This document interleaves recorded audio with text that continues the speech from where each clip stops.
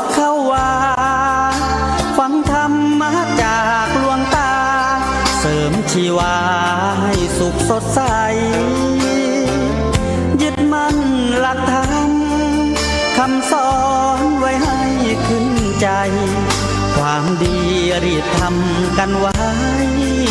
หญิงชายอย่าได้นายนี้เชิญชวนทุกท่านเข้าวัดเข้าวาทำบุญด้วยจิตศรัทธาบุญพาให้เราสุขีจะทำการใดนำใช้ในสิ่งดีทำบุญให้ทานวันนี้ไม่มีใครว่าใครชังสมัยก่อนประทับใจปู่ย่าตายายวันพระไม่เคยเบื่อหน่ายจำได้ไม่ลืมสักครั้งเหตุใดวันนี้มีคนเข้าวัดน้อยจังอยากให้เหมือนก่อนอีกครั้งฝากความหวังกับคนรุ่นใหม่เชิญชวนทุกท่าน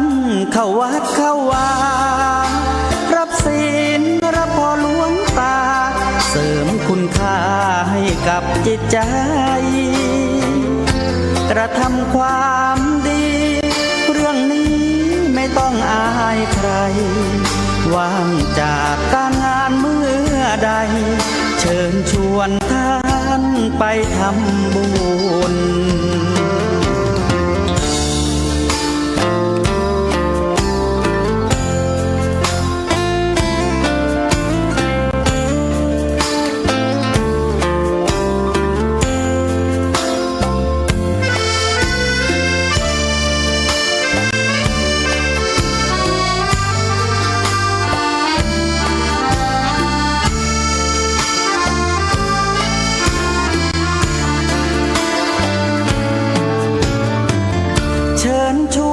ทุกท่าน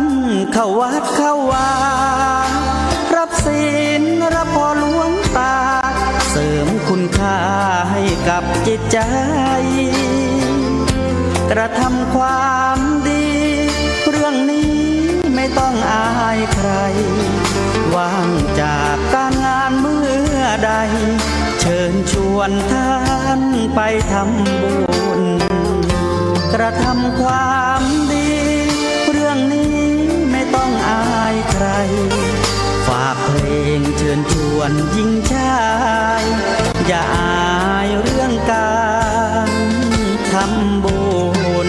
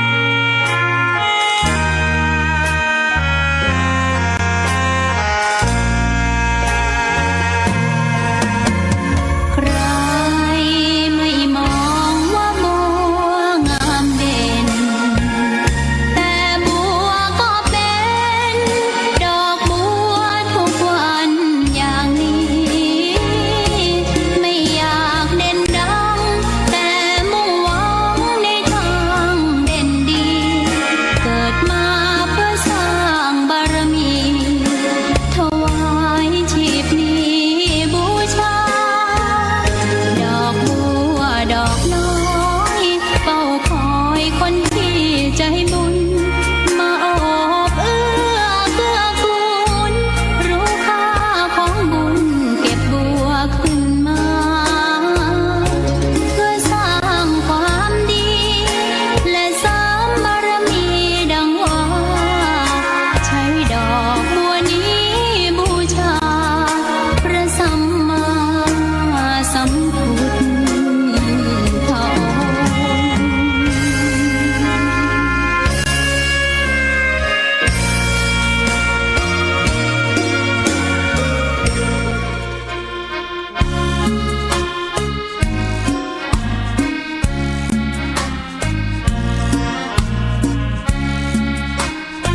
นอบน้อมต่อพระรัตนตรัยแก้วเจ้าสามประการ น้อมเอาคุณพระพุทธเจ้า คุณพระธรรมเจ้า คุณพระสังฆเจ้า คุณพระอรหันตเจ้าอริยสงฆ์เจ้าจุตนจุองค์ได้เมตตาแผ่ปรมีมาเป็นนวโลกุตรธรรมปกเก่าเกษาปกห่มรักษาครูบาอาจารย์พระมหาเถระ พระเถรานุเถระเปื่อนสหธรรมิกสหพรหมจารีทุกรูปทุกองค์ปกห่มรักษาศรัทธาสาธุชนคนดีเท่าแก่อีป่ออีแม่ตั้งหลายทุกท่านทุกคนที่ติดตามรับฟังรายการสาระธรรมยามค่ำตั้งสถานีวิทยุเพื่อการศึกษาวิทยาลัยสงฆ์นครลำปางและสถานีวิทยุในเครือข่ายคลื่นสีขาวเพื่อชาวประชาซึ่งออกอากาศจากวัดปักตังเจริญอำเภอดอยหล่อจังหวัดเชียงใหม่ได้เชื่อมสัญญาณลิงก์สัญญาณไปออกอากาศตังจังหวัดเชียงใหม่โดยศรัทธาญาติโยมอาตมาภาพวันนี้รับผิดชอบดำเนินรายการแต้นครูบาอาจารย์ท่านพระครูสิริธรรมบัณฑิตเพราะว่าท่านอาจารย์ท่านได้มีภาระธุระในการนำศรัทธาญาติโยมไปเทศศรัทธาญาติโยมนำศรัทธาญาติโยมไปสวดมนต์ไปเทศว่ะว่าไปเลยละคนเท่านี้เนาะนำศรัทธาญาติโยมทำวัดสวดมนต์เย็นในวันนี้ศรัทธาอีป่อยอีแม่ตั้งหลายเนอะอยู่ที่วันนี้ก็ได้มาพบปะกับอาตมาปกติวันพุธจะได้พักแต่ว่าถ้าเป็นวันพระก็หมดสิทธิ์ได้พักเนาะวันนี้ถึง2ช่วงโดยการ20 นาฬิกาถึง22 นาฬิกาก็จะเป็นเวลาที่จะต้องปฏิบัติหน้าที่แทนท่านอาจารย์ใหญ่พระอาจารย์พระมหานพดลสุวรรณเมธีก็เลยเดี๋ยวจะให้ท่านอาจารย์สะเนกาหลงได้เข้ารายการในช่วงต้นชั่วโมงแล้วก็ช่วงอีกชั่วโมงหนึ่งถ้าประสานติดต่อท่านอาจารย์พระครูชลทานพิทักษ์ใดก็จะกราบนิมนต์ท่านอาจารย์เพิ่นเข้ารายการในช่วง21 ถึง 22เนาะถ้าเปิ้นบ่สะดวกก็จะเข้าแทนให้เหมาะ กว่าศรัทธาเบื่อว่าท่านอาจารย์สมชาติออกบ่อยลำไปอีนะจำเป็นจะต้องหาคนอื่นมาแทรกมาแซมไปเนาะศรัทธาจะได้มีไอ้อย่างที่หลากหลายฟังจากคนเดียวอาตมานี่เป็นคนบ่ค่อยเก่งเท่าใดนะหลายคนว่าอาจารย์สมชาติเก่งความจริงบ่ความหู้บ่นักศรัทธาก็เลยที่ว่าเก่งนั้นบ่เก่งแต่อย่างครูบาอาจารย์เปิ้นเนาะครูบาอาจารย์แต่ละรูปละองค์เปิ้นเก่งแต่อาตมานี่ถ้าจะเปรียบไปแล้วถ้าเป็นนกที่บินสูงก็บินสูงอย่างนกบ่ได้ถ้าจะว่ายน้ำคือเก่งอย่างเป็ดก็เป็นอย่างเป็ดแต่บ่ได้เปิ้นว่าเป็นคนพอกระเทินนี่หรอ เป็นตู้เจ้าก็พอกระเทินบ่ได้เก่งไอ้ย่างแต่ว่าหุมในการเผยแผ่เพราะว่ามันเป็นประโยชน์มันได้ธรรมะแม้จะมีความหู้บ่นักก็เท่าที่เฮาหู้ก็ยังดีกว่าที่บ่ได้หยังเนาะศรัทธา อีปออีแม่ทั้งหลายพบปะกันวันนี้ก่อนจะอุจากันเรื่องอื่นขอบคุณทางสถานีวิทยุวิทยาลัยสงฆ์เนอะท่านดรจิรศักดิ์ปันลำดรแอมน้องนัทที่ช่วยกันดูแลสถานีขอบคุณนักขอบคุณหลายๆนะทำมีเปิ่นก็ศรัทธาก็จบข่าวบ่ได้ฟังทางลำปางนะนี่ที่ได้ฟังก็ย้อนเปิ่นตั้งหลายเหล่านี้และที่สำคัญก็วัดบุญญาวัดวิหารสถานที่ตั้งสถานีโดยความเมตตาของหลวงพ่อท่านพระครูอนุศาสตร์วรธรรมเนาะได้เมตตา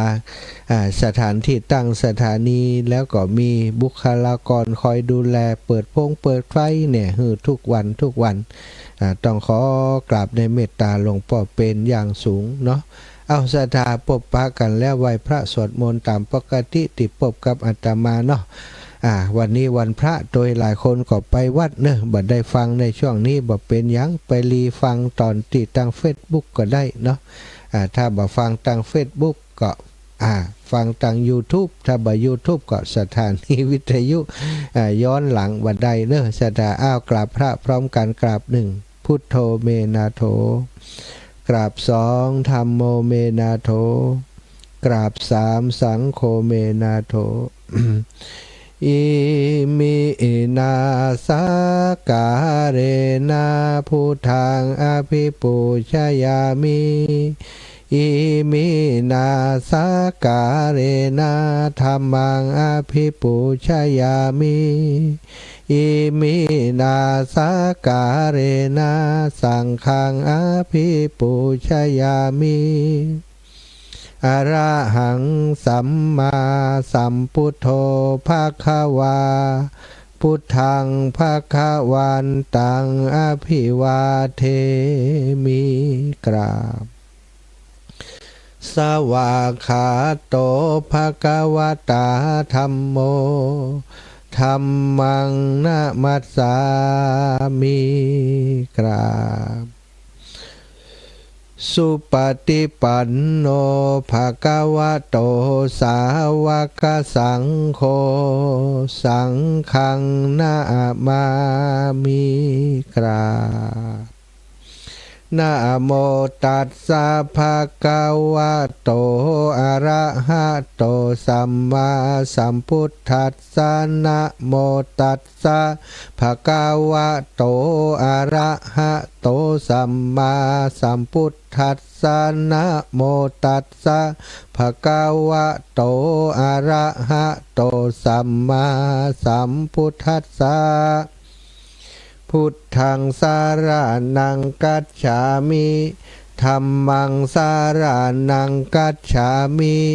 สังฆังสารนังกัจฉามิ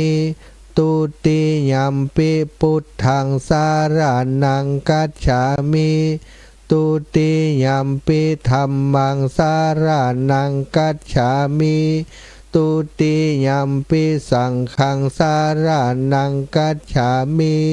ตติยัมปิพุทธังสารนังกัจฉามิตติยัมปิธัมมังสารนังกัจฉามิตติยัมปิสังฆังสารนังกัจฉามิอิติปิโสภะคะวะอะระหังสัมมาสัมพุทโธวิชชาจารณะสัมปันโนสุขโตโลกวิทูอนุตตโรปุริสธรรมะสารทิสัทธาเทวมนุษย์สานังพุทโธภควาติสวาคาโตภควตาธัมโมสันทิฏฐิโกอากาลิโกเอหิปัสสิโกโอปัญญิโกปัจจตังเวทิตาโพวินโยหิติสุปฏิปันโนภะคะวะโตสาวกสังโฆอุชุปฏิปันโนภะคะวะโตสาวกสังโฆยายาปฏิปันโนภะคะวะโตสาวกสังโฆสามีจิปฏิปันโนภะคะวะโตสาวกสังโฆยะทิทางจัตตาริปุริสายุคานิ อัฏฐปุริสาปุคลาเอสาภะกาวะโตสาวกสังโฆอาหุนายโยปะหุนายโยทักขินายโยอัญชลิกระนิโยอนุตตรังปุญญเขตังโลกัสสาติกราบพระพร้อมกันเนอสถาทั้งหลายกราบหนึ่งพุทธังวรันตังศิระสานะมามิกราบสองธรรมังวรันตังศิระสานะมามิกราบสามสังฆังวรันตังศิระสานะมามิสัทธาญาติโยมตั้งหลายไหว้พระสวดมนต์เรียบร้อยแล้วต่อไปได้สนทนาสาระธรรมนำเรื่องราวดีๆตั้งหลายที่ได้กระทำปั่มเปงในวันนี้มาฝากมาปันมาแบ่งศรัทธาญาติโยมได้อนุโมทนาบุญโดยกันเนอะวันนี้ได้ไปร่วมกิจกรรมส่งน้ำพระธาตุเป็นประเพณีประจำปีนะของครูบาอาจารย์ท่านพระครูชลทานพิทักษ์ตุลุงแดงติดเตดวันศุกร์เนาะสถาตอนเจ้าวันฟัดหรือวันศุกร์นี่ ตอนเจ้านาเตดตอนเจ้าก็แล้วกันตี5 ถึง 6 โมงนะที่วัดแม่ห้องไคร้นะเปิ่นนิมนต์ไปโอ้ก็ได้ไปร่วมบุญร่วมกุศลช่วยการช่วยงานเปิ้นอีกรอบหนึ่งเนาะศรัทธาญาติโยมเปิ้นก็ฝากปัจจัยมาถวายเป็นการน้ำกาไฟของสถานีวิทยุวิทยาลัยสงฆ์นครลำปาง 5,000 บาทก็กราบในเมตตาครูบาอาจารย์ท่านพระครูชลทานพิทักษ์ผ่านไปยังผอ.คลื่นสีข่าวท่านพระครูอภิวัฒนวิกรมและครูบาอาจารย์ทุกรูปทุกองค์เนาะท่านอาจารย์พระครูได้เป็นตัวแทนศรัทธาญาติโยมนะว่าจะได้แม่เจ้าไปสาเจ้าว่ายังได้ว่าแม่ไปกว่าไฟใกล้ไฟจังเลยแม่นึงจังอยู่ขณะนี้แม่จะไปวัดแม่ยังไหว้พระกท่านนี่นี่โอ้อินดูตาขอบคุณไปไหว้พระก่อนแม่จะไปวัดเลยแม่จะไปวัดไปไหว้พระกท่านก่อนอีแม่แล้วอันวัดอันนั่งแล้วเปิ่นจะอันรอเตียนได้น่ะวันนั้นเพิ่นรอวันที่21นะเจ้ารอไปแล้วกะพร้อมกันกะเจ้าแล้วก็ฟังมูนักเรียนมันจะรอหอบรอบมึงกล้าเจ้าแต่คนไหนรอแล้วเจ้าโอ้ได้ไปรวมมันนักเรียนจะรอวันที่8นี่ก็ได้ล่ะ8ก็มีงานที่วัดประตูต้นพึ่งฐานนางลอยเจ้าสาธุแม่ไปแอลวิทยาลัยส่งด้วยกันจิ้มนะจะงอมหานะวันที่5เด้อวันที่5เจ้าโยมแม่ไกลนี่เนาะเดี๋ยวก่อนแม่จะหารถก่อนเด้อเจ้าอีแม่ถ้าใครได้รถตู้ชักกันเนี่ยจะไปฮับอีแม่ได้แบบมีรถตู้กับตั๋วนี่อย่างใดดีฮะชื่อหวยก็มีคุณถึงใดถึงใดถึงใดก็ถูกเนาะสาธุขอบคุณอนุโมทนาบุญจะไปวัดเนอะแม่เนอะสาธุค่ะสาธุค่ะจะไปวัดโทรมาเหียก่อนเนาะ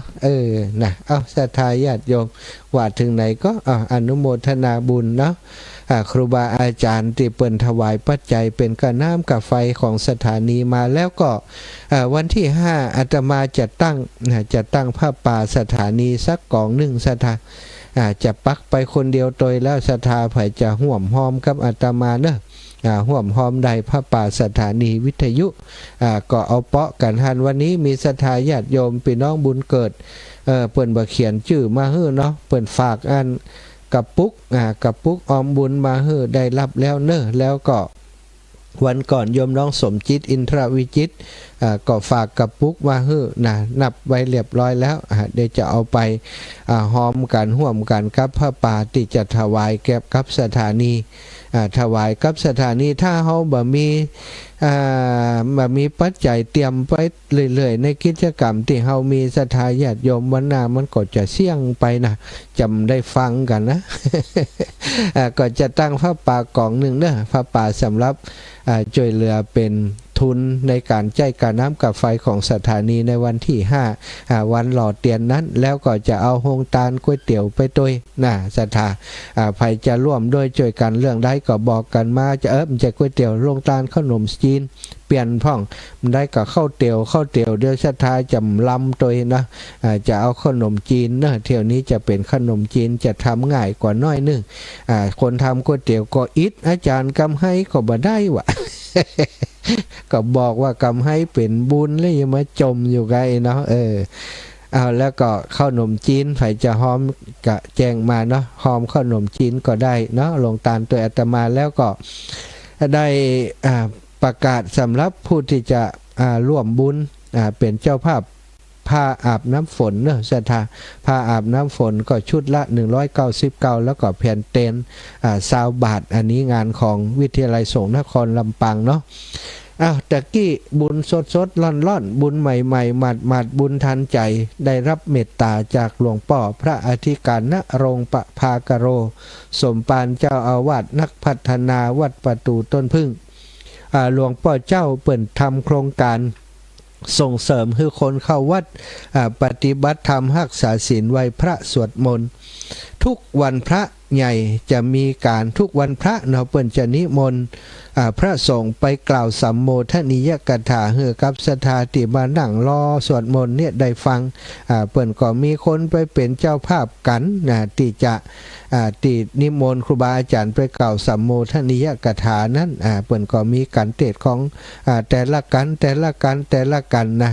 วันนี้ก็4-5กันก่อนก็เนาะที่เปิ้นได้เป็นเจ้าภาพในการนิมนต์ไปแสดงเปิ้นเรียกว่าสัมโมทนิยกถาสัมโมทนิยกถาก็คือการกล่าวอนุโมทนาบุญที่ศรัทธาเปิ้นเป็นผู้ไปปฏิบัติธรรมที่วัดประตูต้นพึ่งเนาะก็มีเจ้าภาพเปิ้นมีเจ้าภาพกันเทศคุณโยมสุริยาสุนันตาเกตตาพันธ์เปิ้นได้ตานไปหาน้องมิกกี้นายปัญญากรเกตพันธ์ต้องอนุโมทนาบุญเนอะเปิ้นเป็นเจ้าภาพโดยแล้วก็นายชวรัตน์จินดาภูนางสาวอัชราเศรษฐจรันตานไปหาเทวดาประจำตัวแล้วก็ปอหลวงฟองแม่หลวงเอื้อมจันทร์เอี่ยมจันทร์เนาะแล้วก็นามสกุลเศรษฐเจริญนายอารีจินดาภูแล้วก็แหมสำรับ1อันนี้ของวัดเปิ่นเนาะวัดเปิ่นแหม2แล้วก็ได้ถวายน้ำดื่มแหม100 แพ็คอาจารย์วรัญชยาด้วงคำก็ได้ถวายเป็นเจ้าภาพโดยคุณโยมชยาภารัตน์ธนยศรัชตทัศน์ก็ได้ร่วมบุญมาคุณนางละวีวันศรีเพยพร้อมครอบครัวเนาะธนาคารกรุงไทยเปิ่นทำงานอยู่ที่หั่นก็เป็นเจ้าภาพกันเทศกันแสดงสัมโมทนิยกถามาโดยต้องขอบคุณหลวงพ่อที่เมตตาเนาะเปิดโอกาสให้ได้ไปเผยแผ่แสดงธรรมเนาะไปอูจากับศรัทธาญาติโยมเป็นการสร้างกำลังใจให้ต่างผู้ที่เปิ่นไปปฏิบัติเนาะวันนี้ก็ได้นำเรื่องเกี่ยวกับคุณธรรมของอุบาสกหรือว่าข้อปฏิบัติของอุบาสกที่ดีต้องใจคำว่าที่ดีถ้าที่บ่ดีคือมีกฎมีระเบียบศรัทธา มีข้อปฏิบัติมีคุณธรรมเป็นอุบาสกอย่างบ่ฮู้อุบาสกก็คือผู้ที่ใกล้ชิดพระศาสนาใกล้ชิดพระรัตนตรัยอุบาสิกาก็คือโยมผู้หญิงที่ใกล้ชิดกับพระศาสนาก็ต้องเข้าใจน้ำเข้าใจธรรมเข้าใจวิธีการปฏิบัติตัวตามหลักการตั้งพระพุทธศาสนาแต่กี้ได้นำได้อูจากับศรัทธาติวัดนั่นเนาะเอามาขยายที่นี่ให้ศรัทธาได้ฟังตัวเพราะว่าเปิ้นบ่ได้อาตมาบ่ได้ถ่ายทอดเนาะที่ไปอูตะกี้แต่ว่าตั้งวัดประตูต้นพึ่งเปิ้นก็ถ่ายทอดเป็นไลฟ์สดเป็น Facebook ไลฟ์ของวัดอยู่ได้อูจาว่าโอ้ศาสนาจำเนียนการแต่พระพุทธเจ้าตรัสรู้ได้ประกาศศาสนาณวันนี้ก็200 2,612 ปีกับ5 เดือนแหม25 วันสถาเอาอาจารย์นับทีแต่ทีว่านะก็มันนับใดก็นับเนาะสถาจำเนียนการผ่านมานี้ศาสนาคำสอนวัดปฏิบัติของพระสงฆ์องค์สังฆเจ้า ของอุบาสกอุบาสิกาทั้งหลายได้ยังคงอยู่มาถึงหมู่เฮาตั้งหลายน้ำธรรมคำสอนต่างๆที่พระพุทธองค์ได้ตรัสสอนตั้งแต่ธรรมะกันแรกนะจากธรรมจักรกับปวัตตนสูตรที่แสดงแก่ปัญจวัคคีย์อนัตตลักษณสูตรและจนมาสูตรต่างๆที่รวบรวมกันอยู่ในพระไตรปิฎกพระไตรปิฎกในสมัยก่อนนั้นโกติพระสมัยพระพุทธเจ้านั้นบ่ได้มีการจดการจานในอย่างต่างๆมีแต่ทรงจำกันคนนั้นก็จำเรื่องนั้นคนนี้ก็จำเรื่องนี้ไปพระอรหันต์เปิ้นจำแม่นเนาะสมองเปิ้นโปร่งใสจำอย่างได้จำอัดจำทำอย่างได้ก็สอนลูกศิษย์ลูกหากันมาทีนี้มันแบบเป็นหมวดหมู่สถาก็เกิด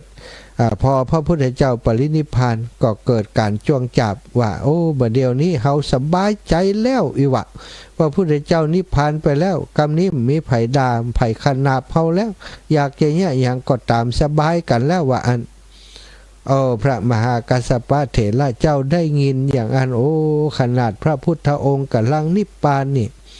ยังมีคนคิดอย่างนี้แล้วก็ถ้า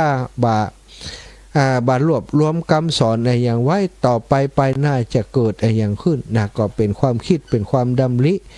แล้วก็เล่าให้พระมหาเถระหลายรูปหลายองค์คือได้รับทราบว่าอันนี้ตั้งไปเบื้องหน้านี้จะมีปัญหาแล้วเขาจะเนี่ยอย่างใดกันเนาะเมื่อพระพุทธองค์ปรินิพพานไปแล้วสถาตังมหาอุบาสกเนาะคือพระเจ้าอาชาติศัตรู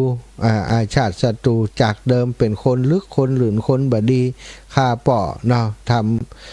ทำปิตุฆาตทำให้บิดาได้เสียชีวิตเพราะอยากขึ้นครองราชย์เนี่ยต่อมาได้กลับตัวกลับใจนอนบรับนะถูกการความชั่วหลอกหลอนจนในที่สุดมาได้เข้าเฝ้าพระพุทธเจ้าก็ปลดล็อกหัวใจของตัวเก่าได้ปฏิบัติดีปฏิบัติชอบเป็นอุบาสกที่ถึงพร้อมมีความตั้งมั่นถึงพร้อมด้วยความศรัทธาในคำสอนของพระพุทธเจ้าเมื่อได้ทราบว่าสงฆ์ปรารภกันที่จะสังฆายนาพระธรรมวินัยก็เลยได้เป็นเจ้าภาพเนี่ยดูแลเรื่องสถานที่ได้จัดกันขึ้นที่ถ้ำสัตบัญณคูหาข้างภูเขาเวละบรรพตแขวงกรุงราชคฤห์นะแคว้นมคธที่เจ้าชายพระราชาชื่อว่าอาชาติศัตรูปกครองอยู่ท่านก็ได้อุปถัมภ์พระสงฆ์ที่มาสังฆายนากันหันศรัทธา500 รูปเพื่อจะให้ได้อยู่ได้กินได้พักผ่อนอาศัยอย่างสบายอกสบายใจทำการสังฆายนาพระไตรปิฎกเป็นหมวดเป็นหมู่เป็นที่เรียบร้อยศรัทธาญาติโยมอันนี้ก็อาศัยอุบาสกผู้มีความตั้งมั่นผู้มีความศรัทธาในพระศาสนาจำเนียนการต่อมาเนาะจนมาถึงปัจจุบันนี้สถาข้อวัดของอุบาสกอุบาสิกาทั้งหลายอ่อนกำลังไปเนาะธรรมะของอุบาสกนั้นอุบาสิกานั้นหายไปจากจิตจากใจคนที่เป็นอุบาสกอุบาสิกาโดยเฉพาะในยุคนี้ปัจจุบันนี้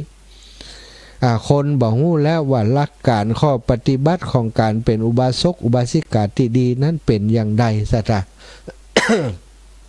ตะกี้ก็เลยได้ไปกับเปิ้นเนาะใ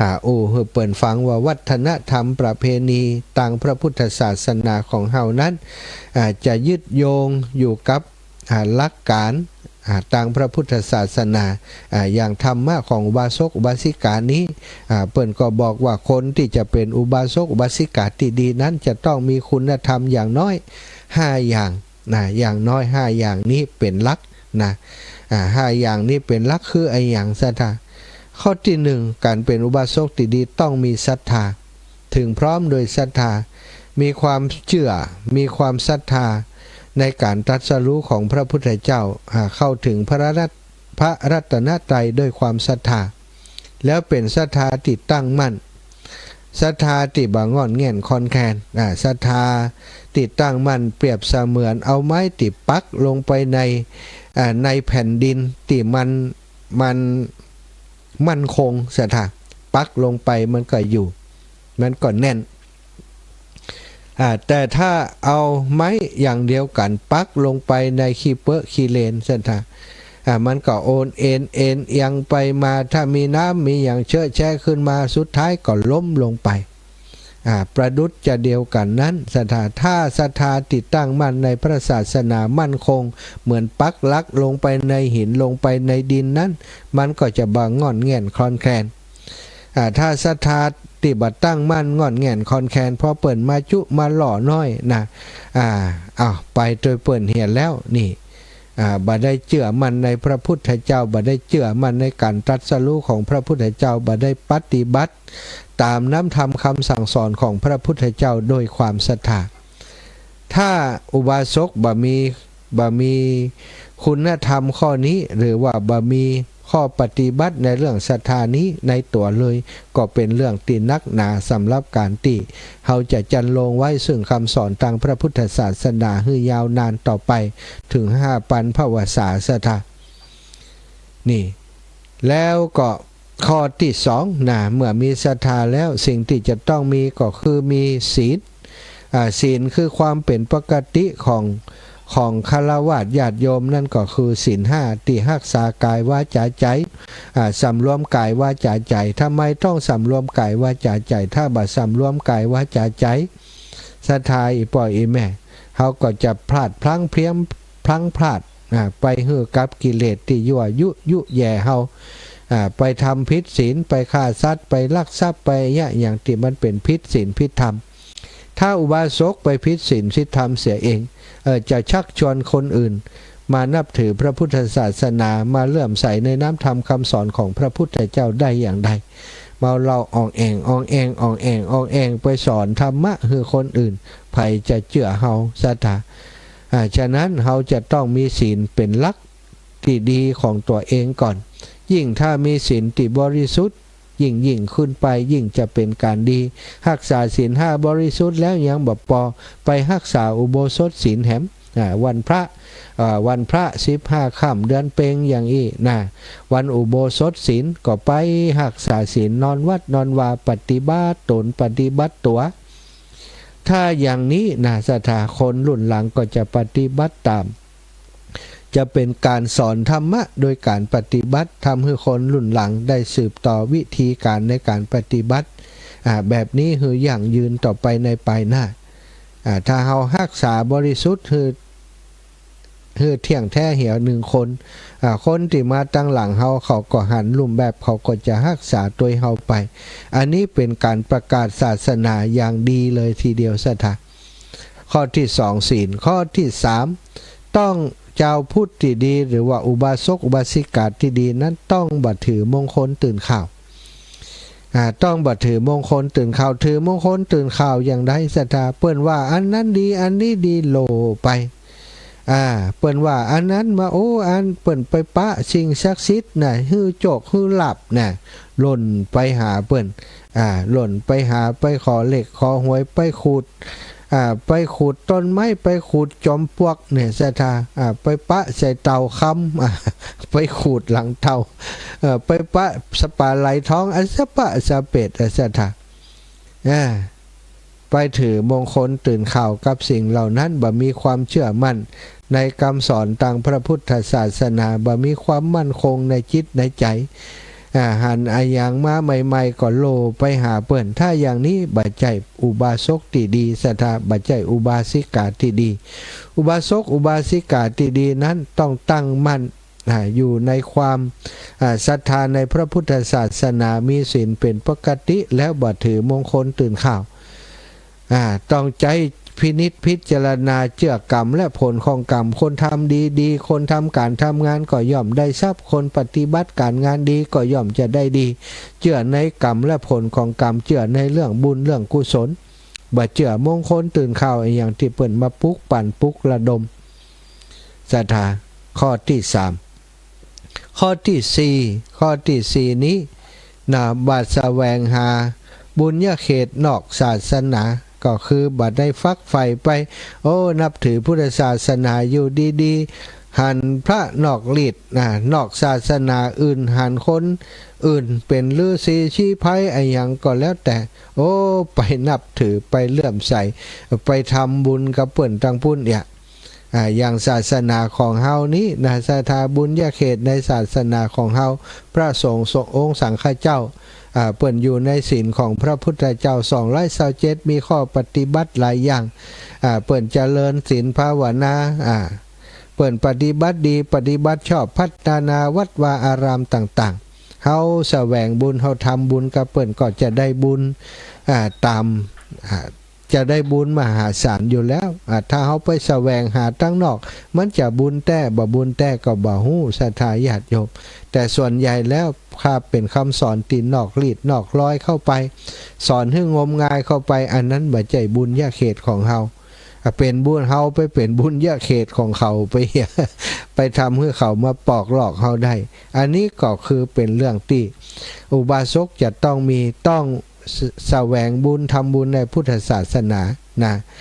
แล้วข้อสุดท้ายเปิ้นบอกว่าต้องสนับสนุนคนขวายในการจันลงไว้ซึ่งพระพุทธศาสนาขวนขวายช่วยเหลือกิจการเผยแผ่ศึกษาธรรมเรียนรู้ธรรม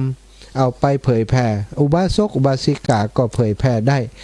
ปฏิบัติได้เหมือนกับพระสงฆ์องค์สังฆเจ้าแต่ต่างเพศกันบ่ได้ศรัทธาการทำสมาธิการทำกรรมฐานศีลภาวนาอย่างต่างๆทุกคนสามารถกระทำได้สามารถปฏิบัติ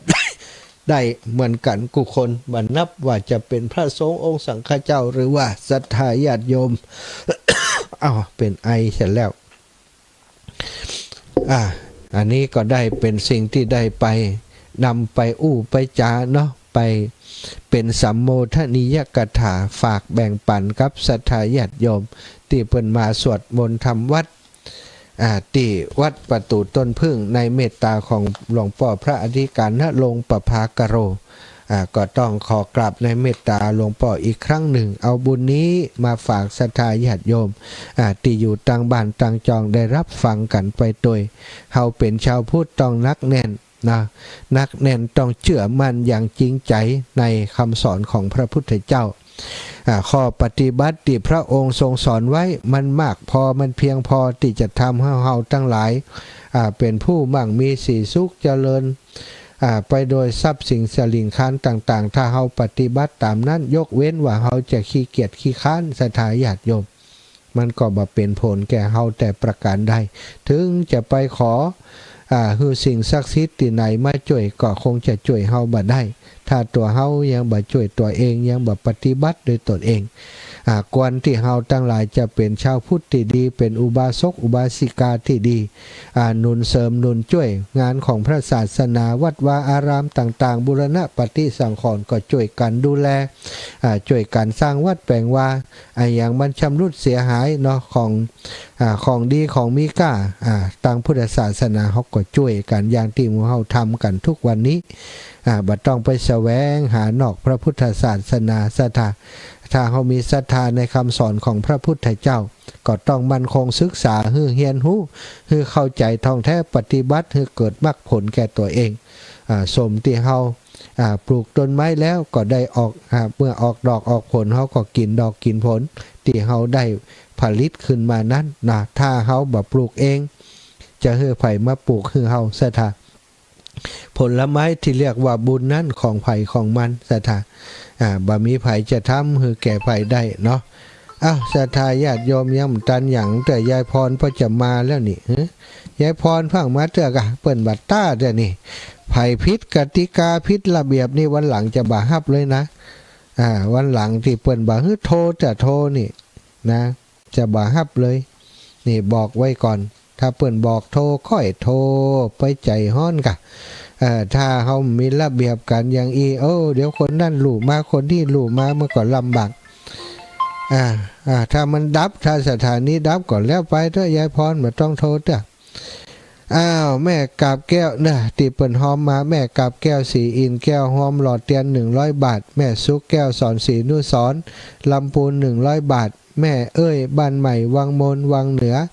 อันนี้จะหอมติไปวันที่29อีแม่จะหอมมาเนอะแม่บัวลอยชัยสวรรค์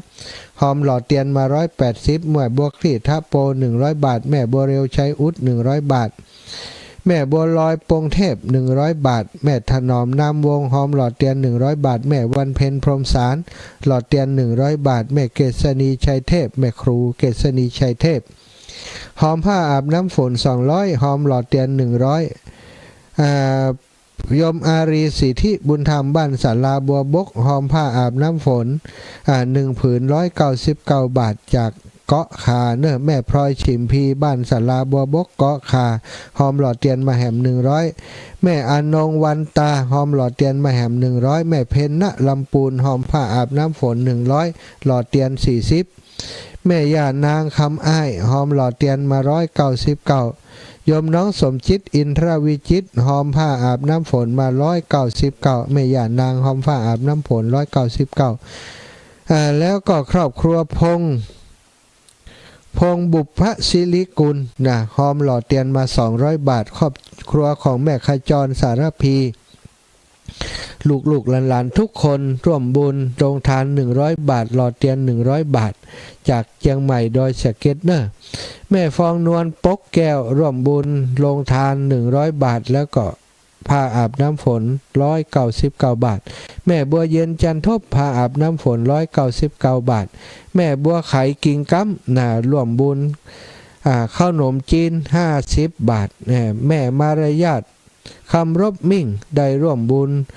ลงทาน200 บาทแล้วก็ผ้าอาบน้ำฝน199 บาทแล้วก็แม่ชื่นกันท่าตันได้ร่วมบุญลงทาน100 บาทร่วมบุญหลอดเตียน100 บาทตะกี้คุณโยมประภัยบุตรรัตนะพร้อมกับลูกหลานครอบครัวร่วมบุญหลอดเตียน100 บาทป่อคำแม่ยุพินศรีวิชัยสิริชัยเนาะร่วมบุญหลอดเตียนมา100 บาทนายจรัญนายกำจรศิริศักดิ์เตชะนันตาร่วมบุญหลอดเตียนมา60 บาทแล้วก็นายวิรัตนางปทุมพรเสริมสุขร่วมบุญหลอดเตียนมาแหม80 บาทเนอะอันนี้สำหรับที่หันเพื่อนส่งไลน์ส่งอะไรอย่างมาโอ้ตะกี้โยมน้องอันนั้นดูบัดได้จดเธอกำแต่นี่โยมน้องโยมแม่ทองเครือชัยคันธาเนอะโยมแม่ทองเครือชัยคันธาโยมแม่ทองเครือชัยคันธาโยมแม่ทองเครือชัยคันธาอยู่ไสแม่ทองเครือชัยคันธาเปิ่นหอมมาแม่ทองเครือชัยคันธาโยมแม่ทองเครือชัยคันธาร่วมบุญเป็นรายการมารอเทียนและถวายผ้าอาบน้ำฝน3 ผืนถวายปัจจัยตุปิ200 บาทนะแม่ทองเครือชัยคันธาผ้า1 ผืน200 บาทนายสมคิดนางสุรภานายคมคิดอำพันธ์ผ้า1 ผืน200 บาทนางสาวธัญพัฒน์กิรตาพันกุลผ้า1 ผืน200 บาทโยมวาดสุรชาติคุณหมอสุรชาติคุณโยมวาสนาอุปป้อแผ่นเตียน5 แผ่น100 บาทรวมแล้ว900 บาทขอร่วมลงทานขนมจีนแหม200 บาทตัวเจ้านี่อนุโมทนาบุญตัวเนอขอบคุณมากโอนมาเรียบร้อยแล้วเนาะ1,100 บาทโยมแม่ทองเครือชัยคันธาพร้อมกับครอบครัวลูกหลานของเปิ้นอันนี้ก็คุณหมอสุรชาติคุณโยมวาสนาก็มามาโปงอาตมาประคบห้อนประคบเย็นติเจ็บแขนนี่ก็หายย้อนเปิ้นแล้วเนอะวันเดียวนี้ดีขึ้นนะคุณหมอเปิ้นมาช่วยแล้วก็ขอบคุณแม่สุขคำปั่นแล้วครอบครัวเปิ้นแต่ว่านี่ปาไปหาหมอโอภาสที่จอมตองแหมนะได้ตึงยากินได้ตึงยาฉีดมาว่ามันเข้าไปจะเป็นอะไรยัง รักษาตัวศรัทธาญาติโยมตอนนี้เปิดสายแล้วเนอะ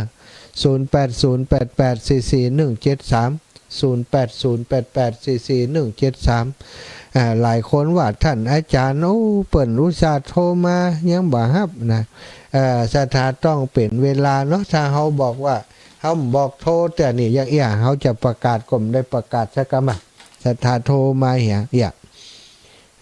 ถ้าเปิ่นบอกคือโทรเฮาก่อยโทรเนาะเฮาอยู่กันหลายซะทะเวลาโทรก็ปันกันคนน้อยจะไปโทรคนเดียวเหมือน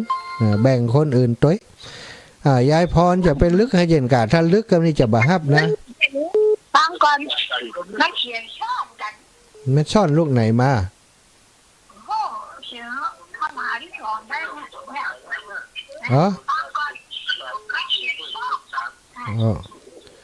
อ๋อปุ้นบอกฝ่ายหินปุ้นเนอะตีอื่นเสียงซ่อนก่อนลำปางเสียงซ่อนก่อนเดี๋ยวฟังลำปางก่อนแม่กับแก้วสีอินแก้วเสียงซ่อนกำซ่อน กับนมัสการเจ้า เสียงชัดเจนดีล่ะ ชัดเจนเจ้าคนไหนลึกก็บล็อกเบอร์เลยเนาะ ว่ายังอันกล่อมดีแฮมวะเดี๋ยวจะน้อยใจบางเตือเปิ่นนั้นบางเตือเปิ่นก็บอกข่าวสารอย่างตะกี้เปิ่นโทรมาว่าสายมันซ่อนวะ เจ้าอาจารย์มีครอบครัวของปอบุญลือ แม่บุญมีจินารวมบุญหล่อเทียน100 บาทนะเจ้า พ่อบุญลือแม่บุญมีจินะ เจ้า จินะจิให้นี่กะ จิให้มีสิจินาจ้ะ น้องจีนได้ไปห่อมาปุ่นเนาะ เจ้าได้กะแม่มาอยู่แล้วเนาะ กันมีขาวดำขวางหน้าก็ไป มิ แล้วถ้าปาก็ไปปากระปุ่นนะจ๊ะ พ่อบุญลือแม่หยังก็ แม่บุญมี แม่บุญมีจินะ100 บาท มีคนหอมหลายคุณอยู่ตั้งอยู่ที่โยมแม่เนี่ยนะว่าโอ้นั่นน่ะ บ่โอนเอาไปพุ่นเลย เอาไปดูกันเลยนะจ๊ะ จ้าสาธุนะ พันแต่น้องกินก็ตาห้อมพับปลาก็ตาห้อมหลายอย่าง เจ้ามาไหวซาเนอเจ้า สาธุแม่กัญญากรหารชนะ การนมัสการเจ้าเสียงซ่อนเจ้า มันลูกไหนมาตั้งวัดไฟหินน่ะ ก็เสียงอาจารย์นั่นแหละแต่ว่า ตีลำ ผู้รายจื่อจะทำบุญคนนั้นทำบุญนะเจ้า ตี แต่ก็ไหวเสียงมันสูงกัน ตีลำปังเป็นอย่างแต่ว่าไฟหินเป็นนี่ เจ้าเนี่ยฟังอยู่อะจ้ะ ไฟหิน นมัสการเจ้า สาธุยอมแม่เดี๋ยวแจ้งไฟหินก่อนเนอะอันนี้มีเวลาแจ้งละเพราะว่าไผมีเบอร์โทรไฟหินแจ้งเพิ่นกำลูกเจริญพรแม่ศรีวันบ้านกลางทุ่ง นมัสการเจ้าพ่อจันเจ้า ว่ายังได้โยมแม่ พ่อจันจะมาบิณฑบาตแต่ว่าสิ่งของเขาหนูกับเจ้า วันผูกจะไปสีมนต์เก้าอีแม่ อ๋อเดี๋ยวแม่ตั้งพาพี่สาวไปหอมถ้าอาบน้ำฝนครับรอเตียนนะเจ้า เจ้าได้เลยแม่เอาผ้าอาบน้ำผล1 ผืนล่ะ เจ้า 199เนาะกับหลอดเตียน เจ้าเป็นเจ้า สาธุเจ้าแม่ เอาพระจันทร์แขนก็ดีแล้วเจ้า เจ้า สาธุเจ้าแม่อาจเจริญพรอีแม่ทั้งสายใต้ลซ่อนก็เสียง บชนเจ้า แสดงว่าที่ไฟหินเสียงซ่อน ชัดเจนไปเลยเด้อ น่ะบางที แม่ เนาะ เกี้ยวจิรพรนะขึ้นห้วยตองซักนี่นะชัดเจนนะเจ้า เจ้าโยมแม่ แต่ว่าลูกสาวโอนเข้าไปหา100 บาทแล้วเด้อ หายแซบแล้ว เจ้า เป็นว่าก้อนหาหมอโอแพทย์จำตองกะเจ้า ใช่แล้ว เจ้า เปิ่นมายอมติกะสะทายไปต้องไปอีแม่จะไปมันต้องกลัวเสียงอีโล แม่นเข้าท่านพระมหาให้บุญรักษาเด้อ โอ้สาธุเจ้า สาธุอุ้ยแม่ ไปปอยึดใบนัดแหมซ้ำนะยึดใบนัดไว้เจริญปอนแม่เพนนะลำปูน อาจารย์เจ้าพระอาจารย์ขึ้นวัดสายหินมันเป็นอย่างใดไม่รู้เป็นสมยังปนปอยหลวงนะ นั่นกะแย่อย่างใดนี่แจ้งไผนี่ฮะ เป็นยาก็ได้มากกว่าคนยาหารมั้ง เดี๋ยวบอกอาจารย์ก่อนนะสทาญาติโยมเดี๋ยวขออนุญาตกรรมโทรไปหาท่านอาจารย์พระครูสมุวิศวัตกรรมนะน่ะวัดไฟหินมีไผช่วยเฮานี่มีไผมีเบอร์โทรเปิ้นเนาะวัดไฟหิน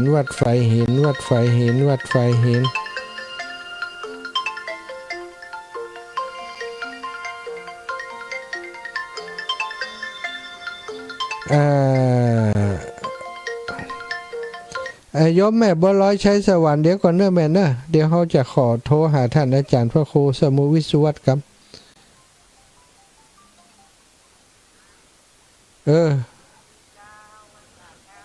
อีแม่จะติดต่ออันพระครูสมุกามเดี๋ยวรอก่อนเด้อ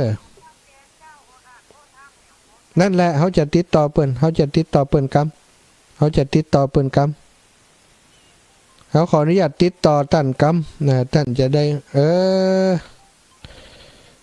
ท่านอาจารย์เสียงมันซ่อนว่ะอาจารย์เสียงซ่อนละของอาจารย์เสียงซ่อนยังได้เนี่ยฮะวันนี้ตกอันดับเลยนะ กูเตือเสียงที่อื่นมีปัญหาไฟเห็นนี่ชัดเจนเนี่ยวันนี้เสียงซ่อนนี่นะสถาขออภัยเนอะที่บ่ได้รับสายที่สถาโทรมาเพราะต้องประสานกับพระครูสมุวิสุวัตวรกิจโจเปิ้นเนาะเปิ้นจะได้ฮู้แล้วก็จัดการก่อนอันเปิ้นก่อมฮู้เปิ้นก็ได้จัดการนะเจริญพรแม่เจ้าพระอาจารย์เจ้าว่าแม่หอมหล่อเตียน100แล้วก็ลงทานเนาะลงทาน100เจ้าคนที่โอนเพื่อเนอะแม่เสียสุรินทวงศ์โรงทาน100แล้วก็หล่อเตียน100ล่ะ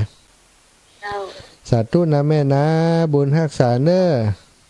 เจ้าวันพุธจะ9 โมงเนี่ยเจ้าแม่เจ้าได้เจ้าแม่สาธุเจ้าอันนี้ปิ๊กมาอย่างแหมมีโทรมาทำบุญเจ้าเป็นทำบุญนะแม่ยังพ่ออุดมแม่บุญบานเพชรพา100 บาทแม่บุญบานนี่ประจำเลยนี่เจ้าแล้วก็ขนมจีนโตก็อย่าฟังโยมแม่ไปเนอเจ้า100 บาทฟังอยู่หั่นน่ะยังบ่ออกคือน้องหัวน้องจะได้ออกบ่ได้เนาะเจ้าสาธุแม่เจ้าแม่แม่บัวลอยชัยสวรรค์ไอ้สาเจ้าแม่ได้ยินแล้วหมดแล้วเนอะจื่อนะชัดเจนจัดดีขึ้นดารุนี้เจ้าดีกะเนาะดีแม่ได้โอนจ้ะเงินมันได้โอนจ้ะพอละได้ยินแล้วเนอะจ้าโยมแม่เจ้าสาธุเจ้าของหายไว้ได้ยินว่าแขนหายก็ดีใจแล้วเนอะเจ้าแม่ทำบุญไปเลยๆถึงหายเจ้าเจ้าสาธุเจ้าเจริญพรแม่บ้านใหม่วังโมนเวสาเจ้าท่านอาจารย์เจ้าว่าแม่รู้บอกว่าอันทำบุญถวายเราเตียน50 บาทแล้วค่ะน้ำฝน200เจ้า200เนาะเจ้าอาจารย์เจ้าแม่ได้ขึ้นไปหาวันนั้นอย่าได้มาแม่เอาได้ก็มันมีงานศพเจ้าเปิ่นตายวันนี้อันเปิ่นลูกเปิ่นก็เป็นราชการเปิ่นก็เชียร์วัน10ว่ะเป็นยังเขาจะหล่องมาตานเตียนอยู่ตานเตียนไหนตานวัดแม่ให้กะได้วันนั้นน่ะลูกวัดนั่นมาก็จะแวะมาตานเตียนอยู่มากี่โมงนี่จะบอกตานเตียนวัดนั่นพอก่อนว่าเดี๋ยวนี้ถ้าเปิ่นเสียศพแล้วตันเขาก็จะแวะตันถ้าเปิ่นเสียศพแล้วเตือก็ไม่ได้แวะแล้วอาจารย์จะหลงมากี่โมงก็เจ้าเดี๋ยวนี้เสร็จจากนั้นแม่ใส่เงินเนาะแม่ใส่เงินก็น่าจะเที่ยงปลายนี่กะเที่ยงปลายนี่เพิ่นถ้าจะแล้วแต่นะกะเนาะถ้าจะเอาไปปลาแล้วกะบ้านถุงหัวจะไปถุงหัวก่อนไปอันไปตามเตียนถุงหัวก่อนอีกได้แจ้งจะไปจุดเนาะไปจุดเนาะจะหลงมาวังบนอีหน่อแล้วเจ้าถ้าเปิ่นไปปลาพุ่นนี่กะแม่จะได้ไปปลานะเจ้าแม่เจอเขาเลี้ยงเพชรเจ้าโอเคนะเดี๋ยวไปอู้กันเดี๋ยวโทรอู้กันแฮมเจ้าไปอู้กันให้ไหมเจ้าเจริญพรแม่ย่าเจ้าเสียงชัดเจนแล้วเจ้าแน่น่ะกะเปิ้นลึกเขาไม่ไผบอกคือเฮาตะกี้ยังโมโหไปฟังผู้เรื่องเลยเป็นยังวันนี้มาให้แม่ของไข่ก็เจ้าไปกะแม่ได้ไปสักกรรมจานถามให้แม่อยู่กันอันเจ็บเขาฝังไว้นี่จับดีสาธุนะแม่เวลาตุลุกหมดละเดี๋ยวพบกันรอบ2จ้ะ อ้าวเจริญพรศรัทธาสาธุชนทุกคนทุกท่านเนอะตอนนี้เวลาหมดเบิดเวลา ขอนำรายการจากลาไปก่อนแล้วก็วันพุธไป4 หมวด 9กับหนองยางเนอะศรัทธาญาติโยมบอกไว้นะไม่อ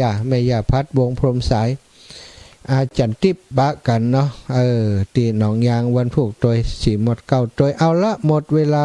หมดขอความสุขสวัสดีจงมีแก่ศรัทธาสาธุชนทุกคนทุกท่าน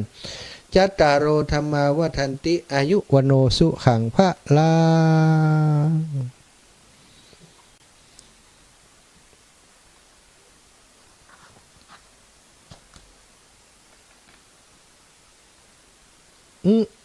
พลังแล้วลืมเปิดโอ้สมชาติคนขี้หลงขี้ลืม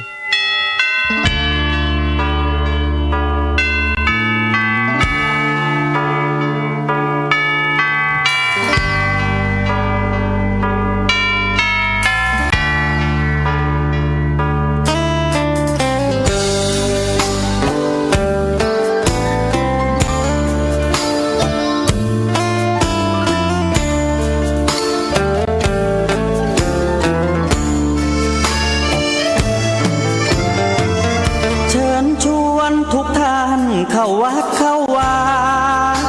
ฟังธรรมะจากหลวงตาเสริมชีวาให้สุขสดใสยึดมั่นหลักธรรมคำสอนไว้ให้ขึ้นใจความดีรีบทำกันไว้หญิงชายอย่าได้นายนี้ทุกท่านเข้าวัดเข้าวาทำบุญด้วยจิตศรัทธาบุญพาให้เราสุขีจะทำการใดนำใช้ในสิ่งดีทำบุญให้ทานวันนี้ไม่มีใครว่าใครชังสมัยก่อนประทับใจปู่ย่าตายายวันพระไม่เคยเบื่อหน่ายจำได้ไม่ลืมสักครั้งเหตุใดวันนี้มีคนเข้าวัดน้อยจังอยากให้เหมือนก่อนอีกครั้งฝากความหวังกับคนรุ่นใหม่ทุกท่านเข้าวัดเข้าวารับศีลรับพรหลวงตาเสริมคุณค่าให้กับจิตใจกระทำความดีเรื่องนี้ไม่ต้องอายใครว่างจากการงานเมื่อใดเชิญชวนท่านไปทำบุญ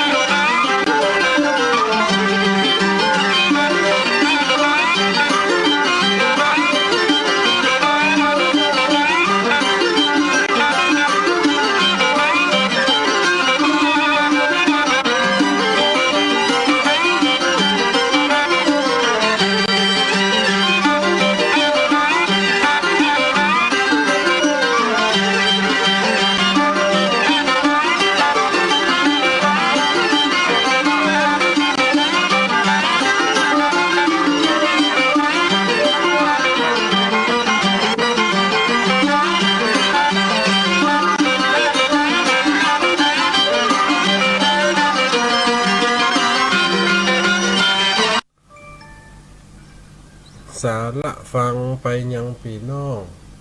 ของเขตห้องล้านนาเมืองเหนือบทข่าวธรรมะ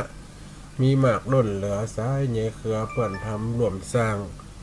เพื่อนมิตรสหายมีหลายหมากกว้างแปดน่านลำปังก่อนนักละปูนเจียงไฮ้มีไปผ่อมพักไว้ตังแปดน่านก็มีแม่ห้องสอนนั่นฟังมาหลายปีธรรมะพระสงฆ์องค์ดีเทศสอนจ้องเมืองตากเมืองตื่นฟังไปตัวห้องตามคันลองทำพระเก่าไว้ยกมาเก่าจ้าตามเดิมแต่ไทยครูบาอาจารย์หลายท่านหลายองค์หลายรูปหลายตนมีความประสงค์เพื่อเอาธรรมะจันลงความโหไปหน้าได้ฟังกันถวดหน้าเจริญสุขเจริญสีเจริญมีเจริญไหวเจริญจิตเจริญใจเป็นยังศรัทธาสาธุชนคนฟังรายการสถานีวิทยุคลื่นสีขาวเพื่อชาวประชาออกกระจายเสียงณวัดปากตังเจริญอำเภอโดยหล่อไว้ครูบาอาจารย์สังฆเจ้าหลวงพ่อพระโคตุลุงตุป่อตุแอลสหธรรมร่วมกันในหลายตนครูบาอาจารย์ทุกคนขอรบอย่างสูงขอเจริญสุขเจริญศรีบรรดาอีป่อยอีแม่คนฟังรายการสถานีวิทยุนะตอนนี้ออกกระจายเสียงไปหลายๆที่หลายๆตั้งไปตั้ง8จังหวัดภาคเหนือ8น่านละปุ่นลำปางเชียงใหม่ที่เราได้ฟังกันมีดิ่งสัญญาณเกาะไปหลายตีหลายตังอีป่อยอีแม่เนาะวันนี้ก็เป็นเดือนเก่าดับลันเดอร์เดือน10จะออกมาวันถูกละเดือน10จะออกมาเดือน10เดือนแห่งการทำการเกษตรต่อมานี่ละปีนี้ฟ้าฝนคงจะดี เพราะช่วงก่อนกระโตกมาเลยก็อำนวยความแก่พืชไร่พืชสวนเกิดความลมเย็นแล้วหญ้าไข่แห้งเนอะคนเฒ่าคนแก่พวกอยู่มันได้กับลกหญ้าตามความบ้านความร้านเอาไว้ของมันเป็นเรื่องที่คนเฒ่าได้เนี่ยที่มีความสุขเนาะตื่นหญ้าตื่นกงโอ้ย้อนไปถึงวันที่วันนั้นเอาไปวัดแม่ของไข่อำเภอโดยสะเก็ดอันนั้นกลับไปปะใส่ FC อีป่ออีแม่คนฟังรายการเนาะแฟนครับแฟนวิทยุแฟนรายการหลายๆคนหลายๆโยมป่อโยมแม่กันเด้อตังเมืองพานโยมแม่อย่างก็หลายคนอยู่นะตังเมืองพานเมืองฝางเมืองเป้าตังเชียงใหม่การยื่นจตุปัจจัยมาเป็นกาสถานีบำรุงสถานีการน้ำมันลดการน้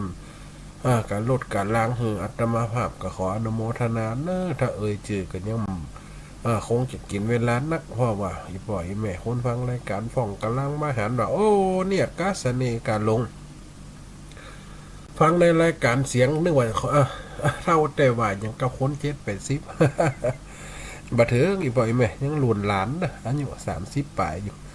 38 39อยู่ยังถึง40เดี๋ยวบอกว่าโอ้เป็นวันนุ่มกันนี่โอ้เสียงอันเนี้ยเวลาเขาอ่านเขาอูนะตั้งใจเสียงที่นุ่มนวลโลกเสียงที่ฟังแล้วก็คือเกิดความรื่นหูนะเกิดความรื่นหูฟังเข้ากับอรรถรสฟังเข้ากับแห่งบทธรรมะที่เป็นข่าวมันก็เข้ากับยุคกับสมัยกับใจเสียงแบบทุ่มๆหน่อยเนี่ยเสียงทุ่มหน่อยขยังนักยันรายการเปิดกะแต่ละคนกับมีการสื่อสารในการใจเสียงแตกต่างกันไปเขาก็ฟังกันไปจำเสียงหวังกระบาดตนได้นะตีในปฏิทินทัศนีการหลงท่านในปฏิทินพอหมายเลขที่36อันนั้นตนนั่นอีปอยแม่ฟองกมาถามว่ามันตนได้รูปใดอาตมาภาพกำหันตัวเก่าซะเตือนในปฏิทินแต่เปิดเอาเป็นโปสเตอร์เป็นไฟนิ้วใหญ่ที่วัดแม่ห้องไข่วันนั้นเป็นหมายเลขที่36ติดปฏิทินนั่นน่ะคือโหบเสน่ห์การหลง พระอาจารย์เสน่ห์การลุง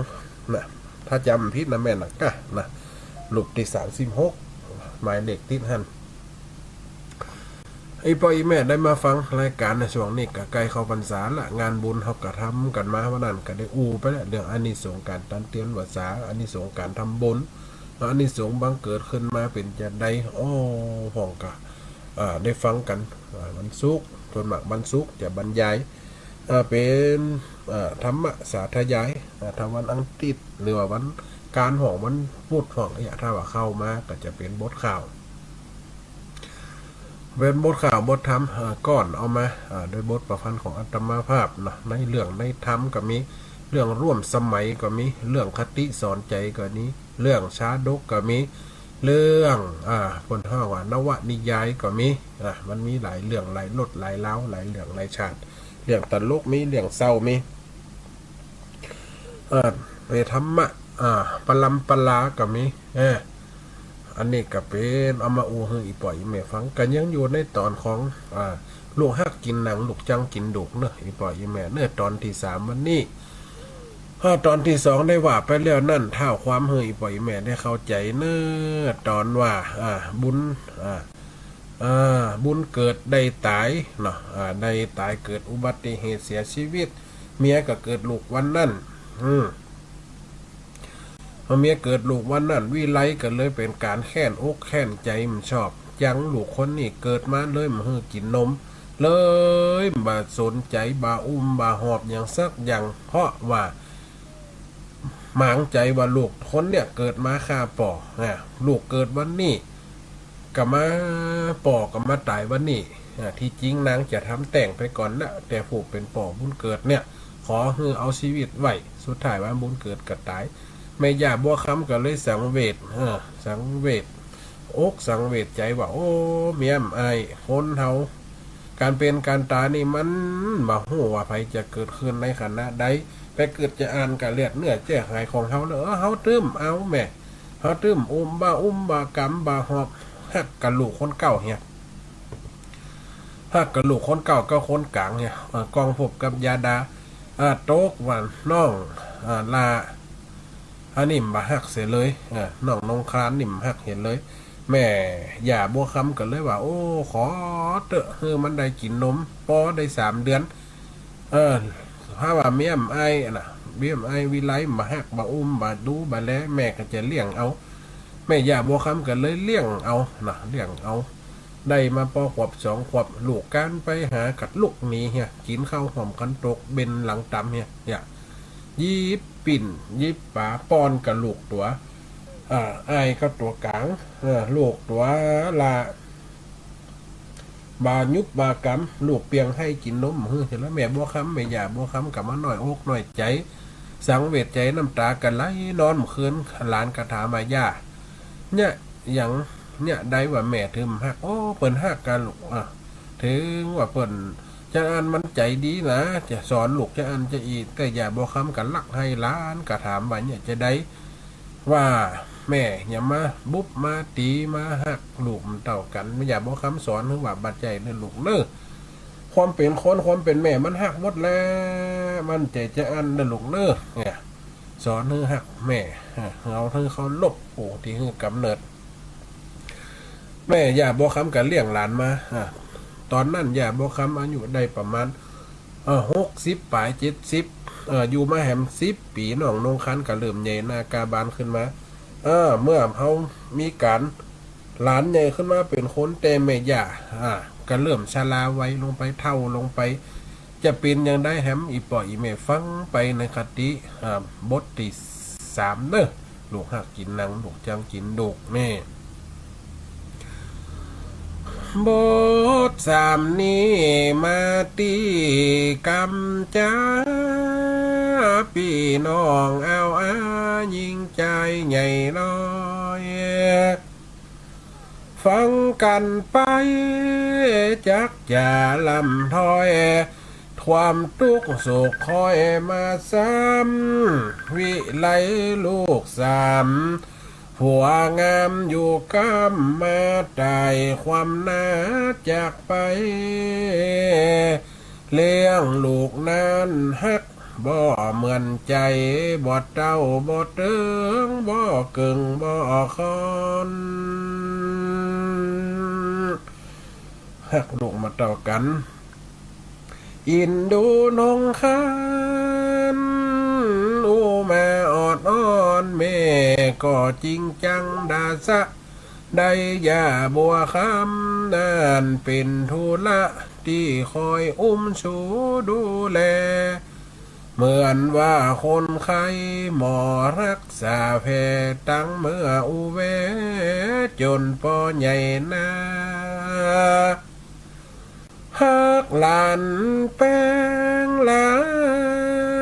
นอาหารเสื้อผ้ายากก็หามา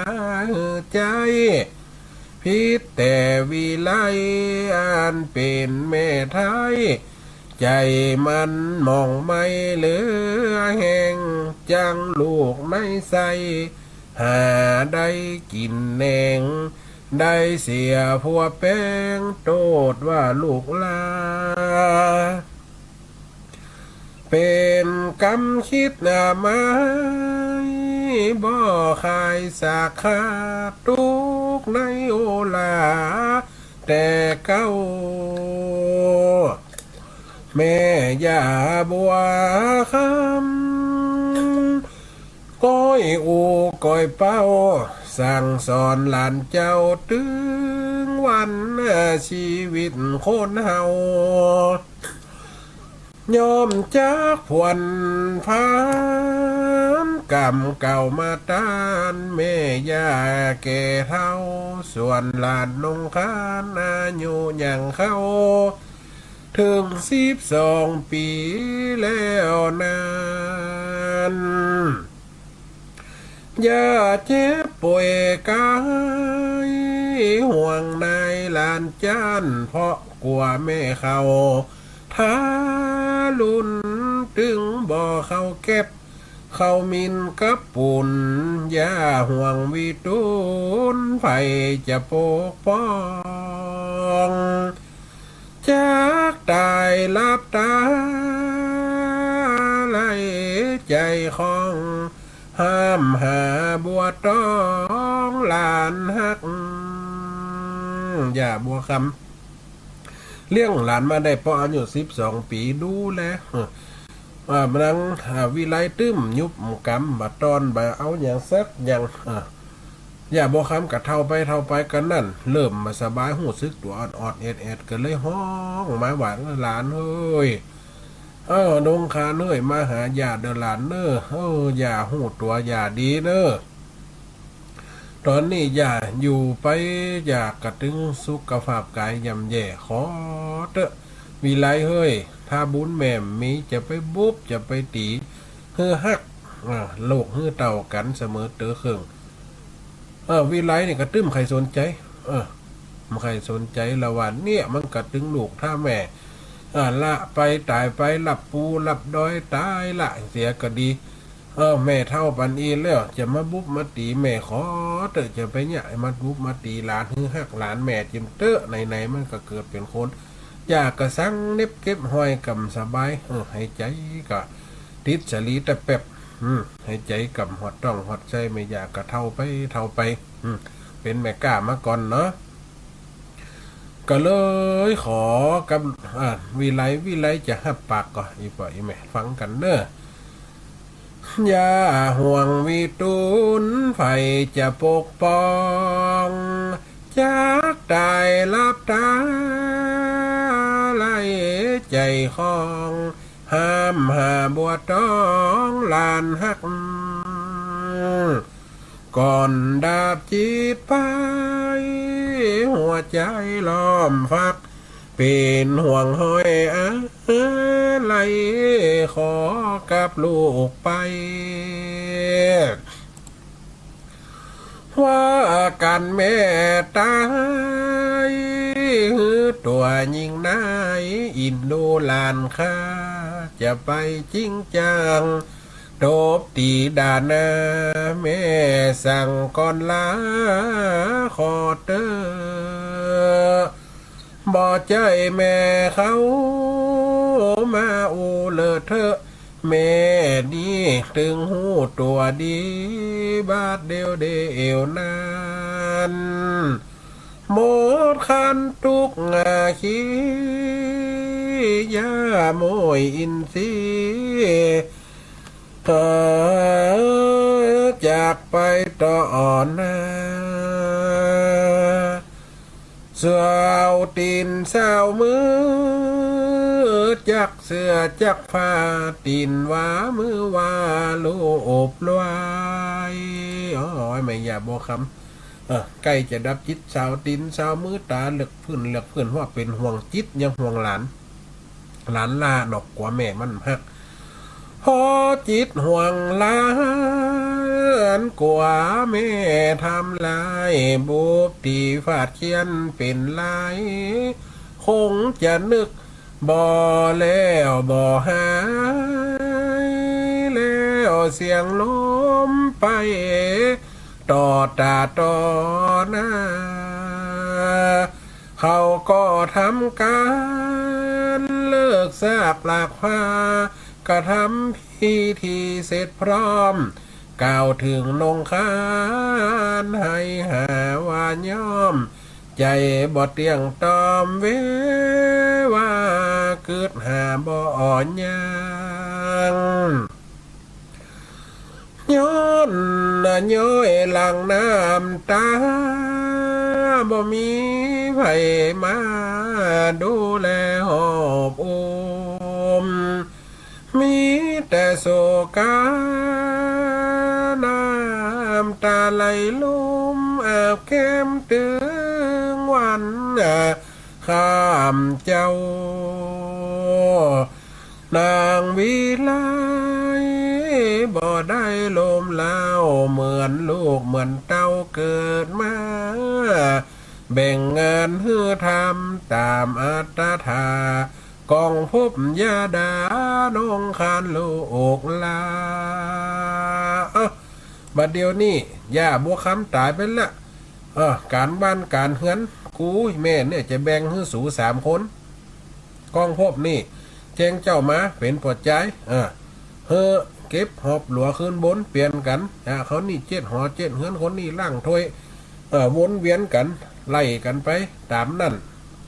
อีนงคานแหมคนเนี่ยสั่งลูกสั่ง3 คนเพื่อทำการแต่ว่าลูก2 คนน่ะพ่อแม่ด้วยใจมาก่อนเลยมันหักเลยมันทำหักหลานลูกล่ำเนาะเลยมันทำการกับไปตุกอยู่ที่นงคานตุกขนาดนักนี่กองผมยาดานงคานลูกลาคนหนึ่ง7 เฮือนคนหนึ่งซักผ้าคนหนึ่งล้างถ้วยสวยจ้อนปีเจ้า2 คนอ้างหนาวอ้างฮ้อนทำบางข้านบางอ้างไปการน้อยการนักตกตีใส่ใจนงคานอีนายบ่จมบ่อ้างกินข้าวห่วมคานบางที่บ่ลางแบ่งปันเอาวางเต่านั้นส่วนพี่2 คนแม่เจ้าขยันนอแน่อูดีแม่เปิ้นฮักเป็นแก้วเป็นสีมีแต่ปราณีเอาใจจูทอยตกป่านน้องครานตึงบ่ออิงอ้อยตามยะถากรรมลูกไทยเพราะอย่าบัวคำได้ขอเอาไว้ก่อนตายฝากหน้าจิตวางวิไลเลี้ยงลูกตามใจบ่ค้างเว้นแต่ยิ่งนางที่เป็นลูกลาบางทีทำงานบ่ตันใจข้าก็ด่าดุดันกระทบถ้าว่าเวลาวันเดือนครบเป็นสาวเป็นบ่าวขึ้นมานางก็ส่งลูก เฮือไปศึกษากองพบยาดาเป็นสาวใหญ่ขึ้นเลี้ยงไปถึงวันกันใหญ่มาถึงวันหน่อยปล่อยแม่เนาะกองพบกันใหญ่ขึ้นมายาดากันใหญ่ดงคานกันใหญ่ขึ้นมากองพบได้8 ปีจบม.6 จะไปต่อโรงเรียนในเมือง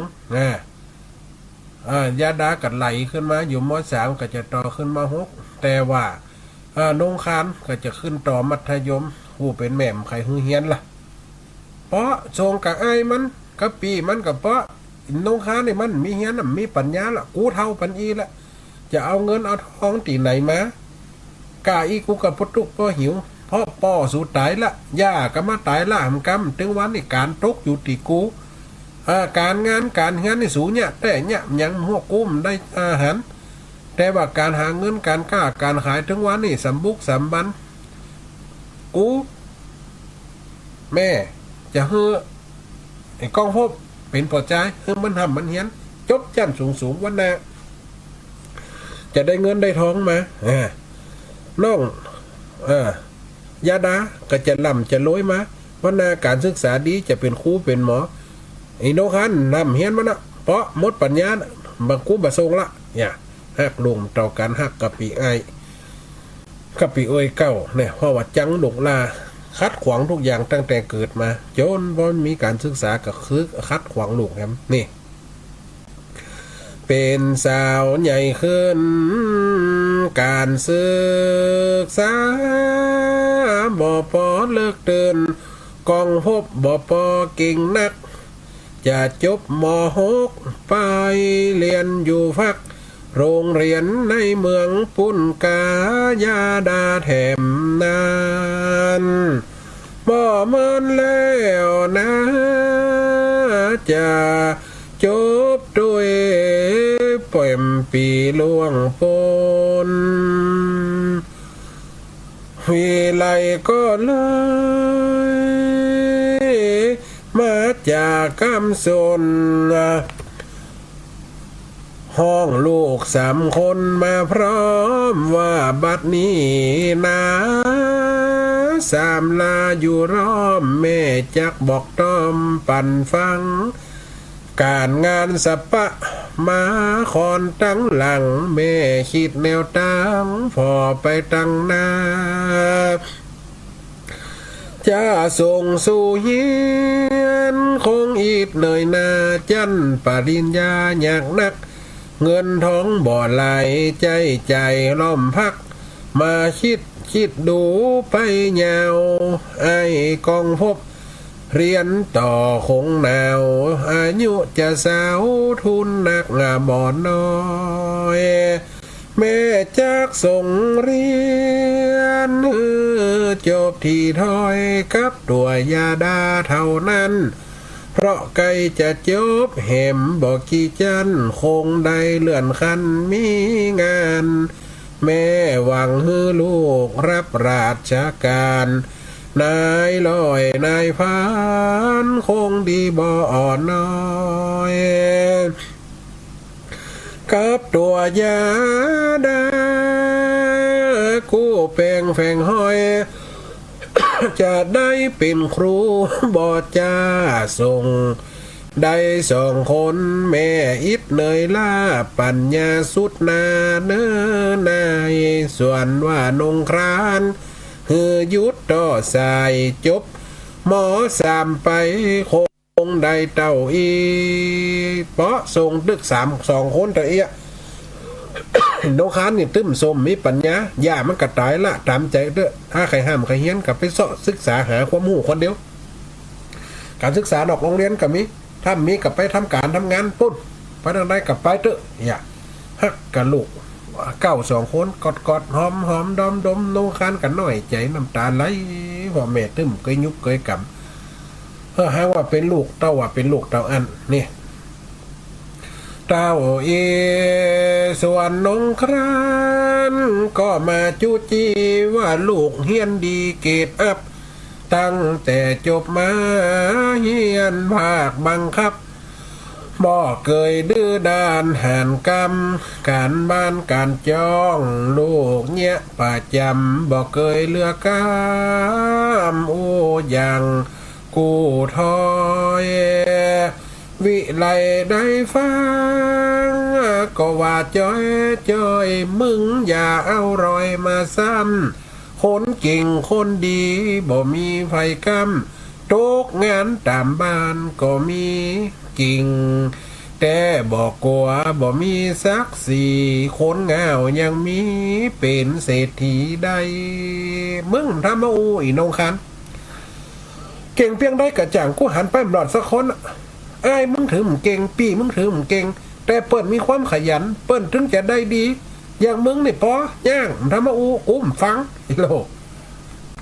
เอ็กอะใส่ลูกเงี้ยเอ้าเก่งยังได้กระจ่างกูหันไปเลิกคิดเต๋อนี่เป็นเศรษฐีได้กูลูกกูจะทรงเฮียนแค่สองเอ้ยไอ้นางวิไลขาดขานนงน้องนงครานหน้ามองสะตานแสนจะอุตานกำใหญ่แม่ตึงบ่ฮัก ว่าได้ตามใจใครเฮียนต่อไปเงินบ่มีแล้วลวดลูกงานนี้ดักปากชื่อคือเจ้าบุญลือเท่านั้น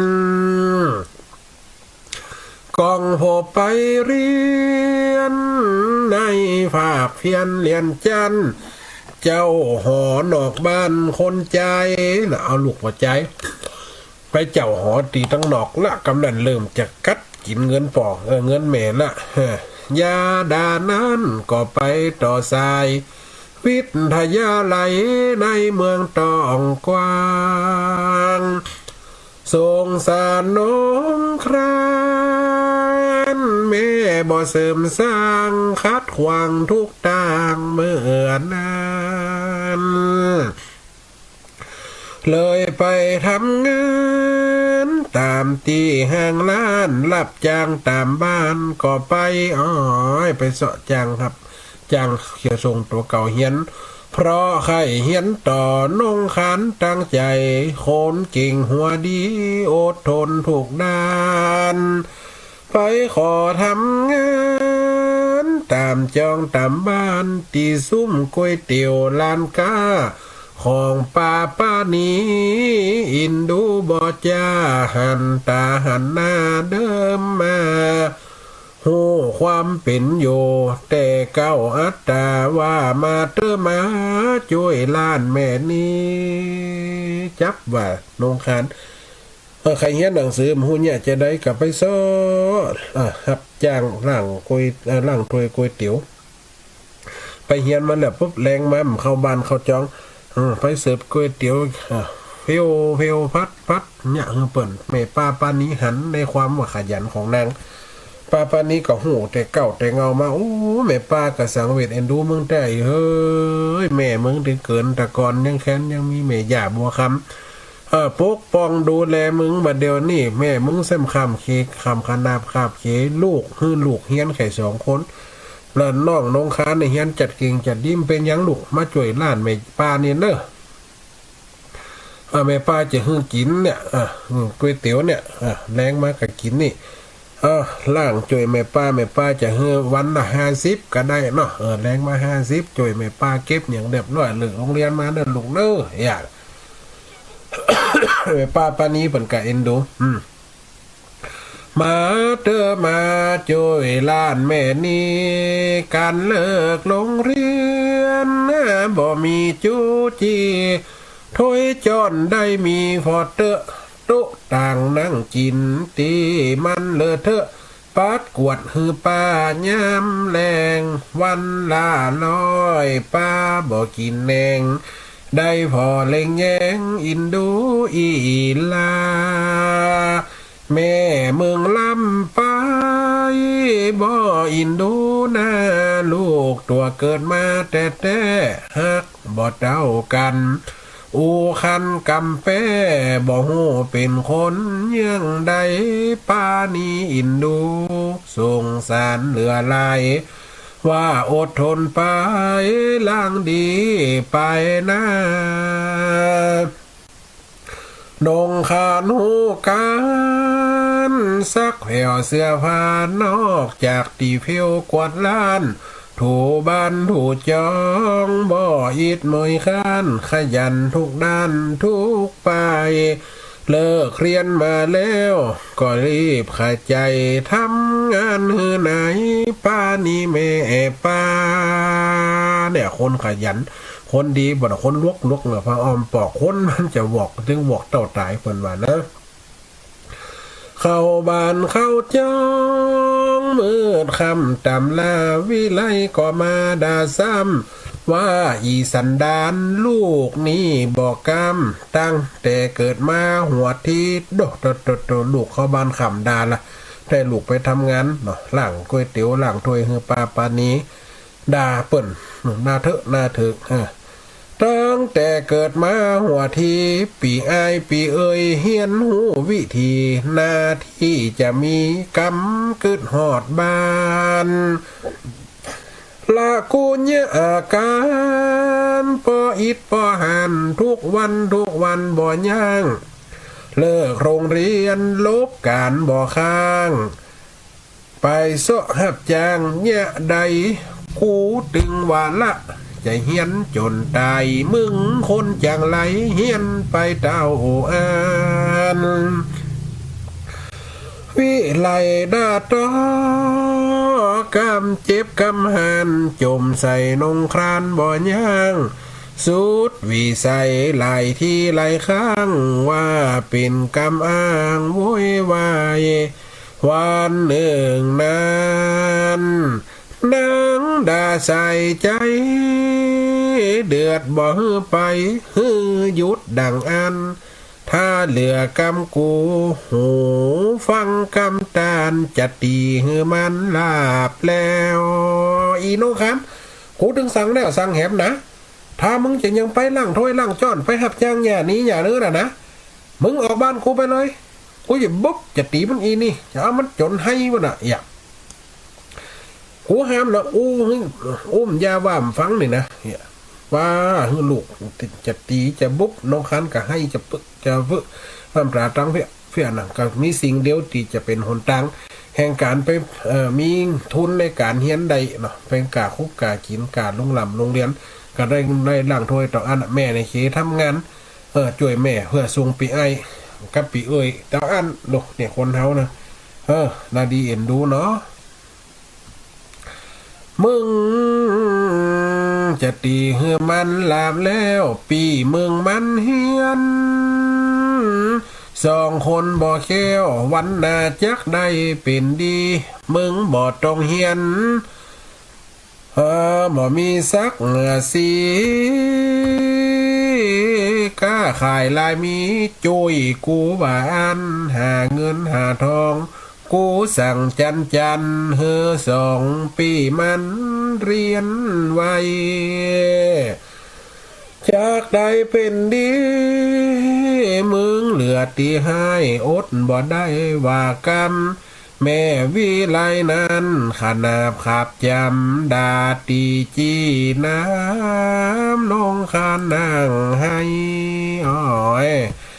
เลยอดใจปากอยู่บ่ได้แม่ว่าอย่างใดทำเตอะลูกเขานี่นะบ่ใจกำเสอะนั่นน้องคานเกิดความมาเคยเถียงแม่ข้างนี่น้องคานเลยเถียงเนาะนั่นเนี่ยอย่างแม่บ่มีกำหักลูกเนี่ยอย่างหักลูกต่อกันลูกนี่แม่เก็บมาเลี้ยงกะมาใจลูกของแม่แต่กะจะได้ลูกขอถามคำเหรออย่านางก็เลยเกิดความขุ่นข้องมองใจถามต่ออันจะเกิดอะไรอย่างขึ้นถามแม่ต่ออันนะเพราะว่าความไข่เฮียนจะทรงกับปีเอ้ยติ๊กลูกปากอยู่บ่ได้แม่ยังได้ถามเตอะลูกเขานี่นะบ่ว่ากำเสอะบ่ใจลูกแม่เขากาแต่น้อยถึงใหญ่แม่บ่เมตตาบ่เคยคุณนะแ แต่หูความได้น้องข้านก่อจ้าถึงปากถึงให้แม่ก็โวยวายด่าซาเลยมีอารมณ์กำจมโกทะตีน้องนงคานถามมานะลูกถามตัวอันนะหากลูกนี้บ่เปียงอาตากองพบยาดาวใจกู้ถอยตั้งแต่หูความตั้งเมื่อน้อยแม่บอกเคยก้อยฟอเป้ามีแต่ยาบัวคำนั้นเล่ามาตายละเจ้าไก่กาถ้ายายังอยู่บ่มีปัญหายานั่นป้ากลัวแม่ผู้สร้างมันอดปากได้เนาะถ้ามียาเนี่ยแม่ยาบัวคำหอบตุ้มลูกไว้ตั้งแต่เป็นคนลูกจำได้เนี่ยถ้ามียารักษาลูกคำได้เป็นคนแม่ถ้าจะบุกลูกฆ่าลูกเมื่อแต่เมื่อนั้นแหละเขาเนี่ยอย่าจะพังตายละหลานเนี่ยยังอย่าว่ากำต่ออันกันนั่นแต่ความโกรธามืดขึ้นของนางวิไลมืดลูกว่าต่ออันได้น่ะนี่โอ้สร้างกำนั้นวิไลได้ยินกำอังก็ด่าขนังบ่ย่างว่าย้อนมีเมื่อครั้งก่อนนั้นยามเมื่อกอดตั้งป้ามันกูนี่ไข่ซ้ำกินยางวนน่ะสารจะขับเฮือมันโอ้ยงวนน่ะสารจะขับเฮือมันเลือดก่อนหลอดใสแต่ว่าพ่อมึงกับญาติใจขอมึงไหนห้ามไว้กูจะข้ามมึงแต่เมื่อละอีตรงคันตั้งแต่เมื่ออยู่ได้ต้องละกูจะฆ่ามึงซ้ำย่ามึงนะกับปอมมึงเนี่ยขอกูไว้ก่อนอันมึงได้เป็นคนเนี่ยด่าทักล้มขึ้นเนาะมืดลูกถามตัวอันได้ไขความจริงไขความอันนี้ออกมาน้องคันได้ยินแหละโตตำอกตึงน้ำตาปังเพี้ยว่าแม่คิดจะฆ่าตั้งแต่เมื่ออยู่ในคันแม่หักเขาแต่ลูกอย่าเอานางนึงอยู่ในนงคันก็ให้ปั่นไปปั่นมาเนี่ยเกิดนาวันนั้นใดป้อดีป้อมึงนั้นได้ตายเป็นผีเพราะมึงกาลีตัวสวยเกิดตังมึงเกิดป้อตายมันของบ่อลังกูนี่ตึงจังเหียล้ำละทุกฮือกูมึงตึงบอกกำวิไลว่ากำเจ็บแกนอินโดนงคานทุกใจเหลือแสนแม่มาอูเมนเรื่องเก่าเล่าต้นแสนอินดูแม่แผ่เนื้อยนได้เกิดเป็นคนกอดตุกเลยหนีออกไปพลาดพลุกยามเด็กทั้งคอนกลางคืนกำด่าแม่ไทยสุดแสนจะเพลินแล้วไปยืนหน้าลานแม่ป้าโลดนอนโคตรตัวนั่งให้ศพหน้าจนถึงเวลาตอนเจ้าแม่ว่าอันน้องคันกันเลยแต่หนีตึงคืนให้ไปนอนกอดเขาของงอดอยู่ตีร้านก๋วยเตี๋ยวของแม่ป้าปานี้เต้าจนพ่อแจงโลจนถึงเวลาตอนเจ้าแม่ป้าปานี้มาแล้วเล่าแสนจะโศกเศร้าใจวั่นว่าโอยนงครานกรรมเจ้าแม่กรรมป่ามดก กำจะอูเจืออีเลยเป้าเลยสอนเฮอบ่เฮอปนปีว่าเฮอทำดีไปเด้อแม่เมืองลำไปอูได้เลยเถอะมันคงมืดขึ้นคำเดียวด่าไปว่าร้ายใจนายพิษเกี่ยวอย่าถือกำเขียวมันเนอน้องน้อยถ้ามันบ่ฮักอินโดทีถอยคงบ่ฮือนมดูดซ้ำหลนี่เป็นเป้านะแม่ป้าปานี้เป้าแต่ตึ้มได้กินนมเพราะอย่าบัวคำขอมได้ฮือกินปอเดือนปอเดือนเกิดออกเดือนมาก็เอาเข้าปอนฮือเหียโดดซ้ำอย่าถืออย่าตื้อแม่มันมืดล้ำฮือละทิฐิใจนางแม่คือพระพรหมอบลมข่มจางอย่าถือเอาวางแม่เขาเนื้อลาส่วนนงครานน้ำตาย้อยหน้ากอดเป้าเข้ามาเมื่อนั้นจะเป็นจะได้ฟังไปเป็นจานเรื่องนี้เข้มข้นเต็มที่ผลสุดท้ายฟังไปว่าจีงเอาว่าสารมีแหมบทไปนาเท่านี้สู่กันฟังก่อนแลนายเฮยบทที่3อีกปล่อยแม่เล่าตึกนี้เนาะดูนางนงขันจะเป็นอย่างไรมันจะมดแต่เนยปล่อยมีถึง8-9 ตอนกันนะอันนี้ตอนที่3อยู่นางนงขันอันเนี้ยว่าความหมดตัวคุณนะความโกรธขึ้นมาขึ้นในบังเกิดกับตนกับตัวหันก็เนี่ยว่าคนเฮาเนี่ยฟักกระใจมาน้ำกระใจเปิดถึงว่าจะไปเนี่ยหึงขันเสียอกเสียใจแม่กับลูกกับเต่าควันจะควันโนทานอมน้ำจิตน้ำใจกันคนเฮามันหย่อมจักมีเป็นตัวอย่างคือหันแบบเนี่ยคือการเลี้ยงลูกอาจจำเต่ากันหรือการฮักเนี่ยการฮักการแปลงเนี่ยคนเฮาจะไปฮักล่ำเนี่ยฮักล่ำบางคนลูกบางคนฮักล่ำฮักเหลือมันก็ได้ใจลูกฮักเฮาเป็นลูกจังเปิ่นลูกจังเปิ่นเป็นลูกฮักเฮาหรือว่าลูกฮักลูกจังเฮาเป็นลูกฮักของเจ้าบ้านลูกเปิ่นมันย่อมจักมีอีปล่อยแม่คติสอนใจมันจะเป็นเรื่องราวจะได้อีปล่อยแม่ฟังกันไปเนาะฟังกันไปเรื่องลูกฮักได้กินหนังลูกจังได้กินโดกมาถึงตอนตี3กล่าวถึงน้องคันกันนาดีเอ็นดูสังเวชไปขอเปิ่งก็ปานีพอดีปานีเปิ่นก็หันอกหันใจพอหันมาแต่น้อยหู้เรื่องหู้เล่ามาแต่ต้น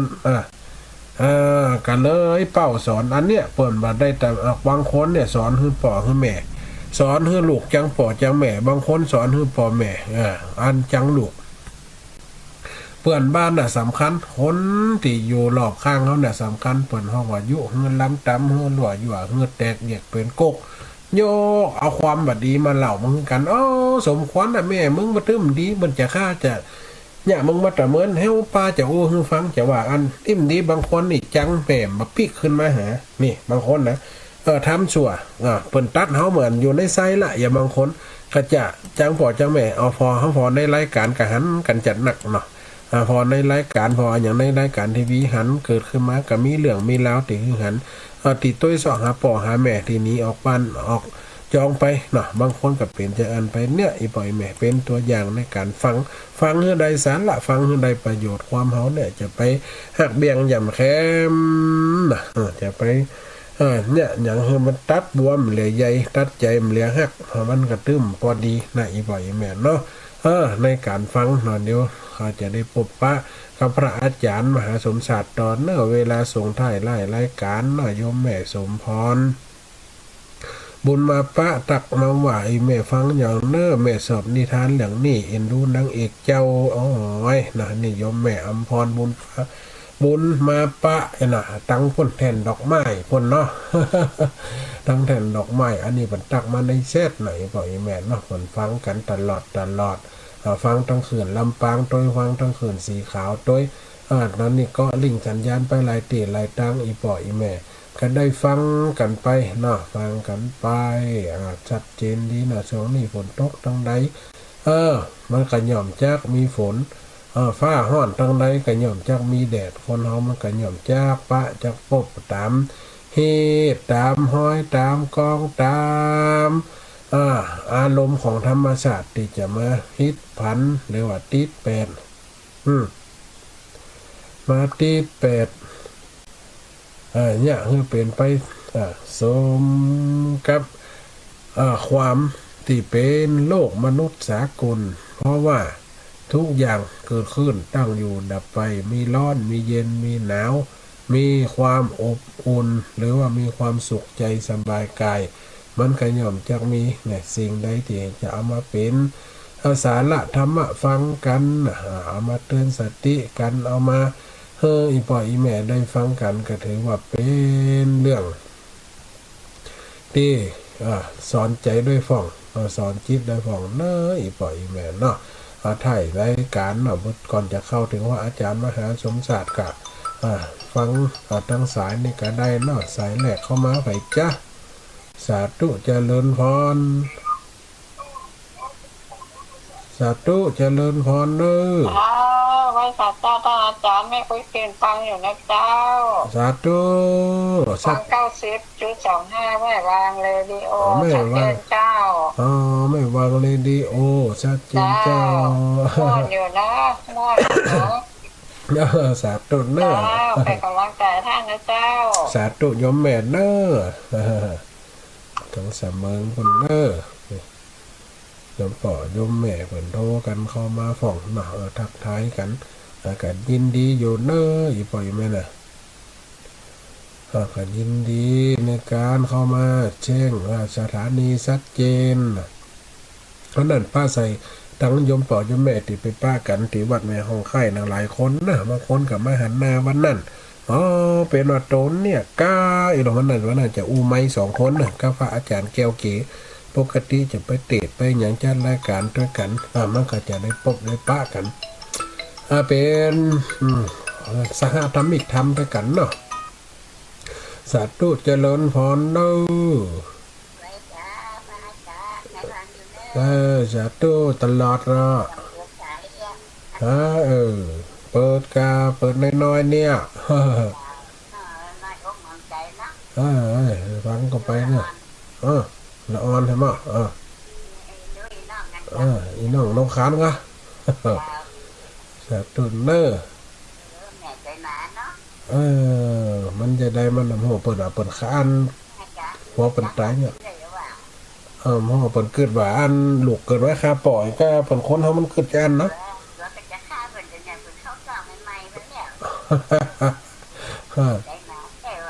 นั่นน่ะสาธุเด้อโยมแม่เนอะสาธุเนอะสาธุเจริญพรสาธุเนอะสาธุแม่สุขแก้วศิลาพร3 ตอนที่ 3อยู่เนอะฟังกันไปเลยเนอะสาธุโคนไปติ๊กสาธุสาธุเนอะสาธุเนอะสาธุเนอะเจริญพร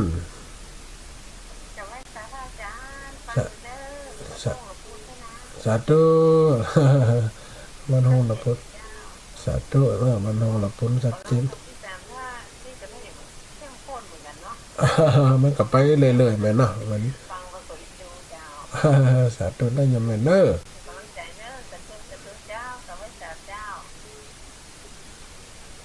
สาธุเจริญพร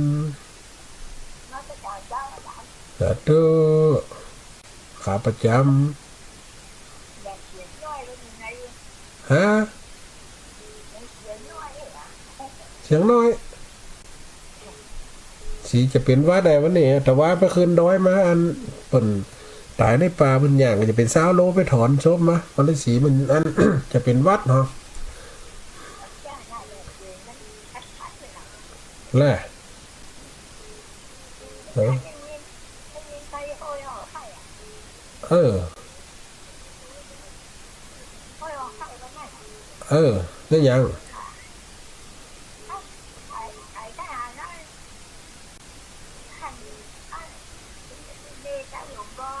เออเออสาธุเนอสาธุเนอสาธุเจริญพรเนอสาธุโยมแม่เนอทางภาคเหนือเนาะสาธุเนอหมอนนี่ล่ะเป็นละครชีวิตเนาะหมดประพันธ์สาธุเนอสาธุเนอสาธุสาธุสาธุเจริญพรเนอ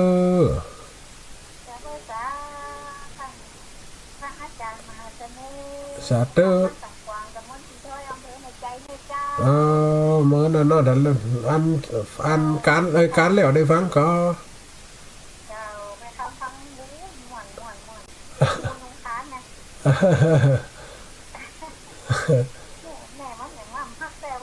เพิ่นว่าเพิ่นฆ่าป่อเพิ่นว่านั่นน่ะกับไฟกับมันเฮาไปคิดจะอันมันก็เป็นจะอันได้แม่นเนาะนั่นน่ะสัตว์ตัวเนอโด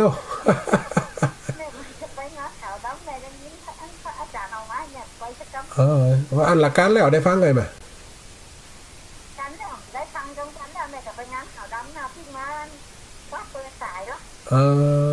อันนั้นตอนนั้นมันตอนเช้าเนาะตอนที่อันนี้นะสาธุสาธุเนอสาธุแม่สาธุเนอโยมแม่ใจคำโยมแม่สาธุเจริญพรสาธุเจริญพรสาธุโยมแม่ทั้งได้จ้าสันซ้ายแม่เจ้านะแม่เนาะแม่สีฟันเนาะเสียงมันเบาแม่มันได้ยินเหรอเสียงมันเบาไปไม่ค่อยได้ยินชัดเจน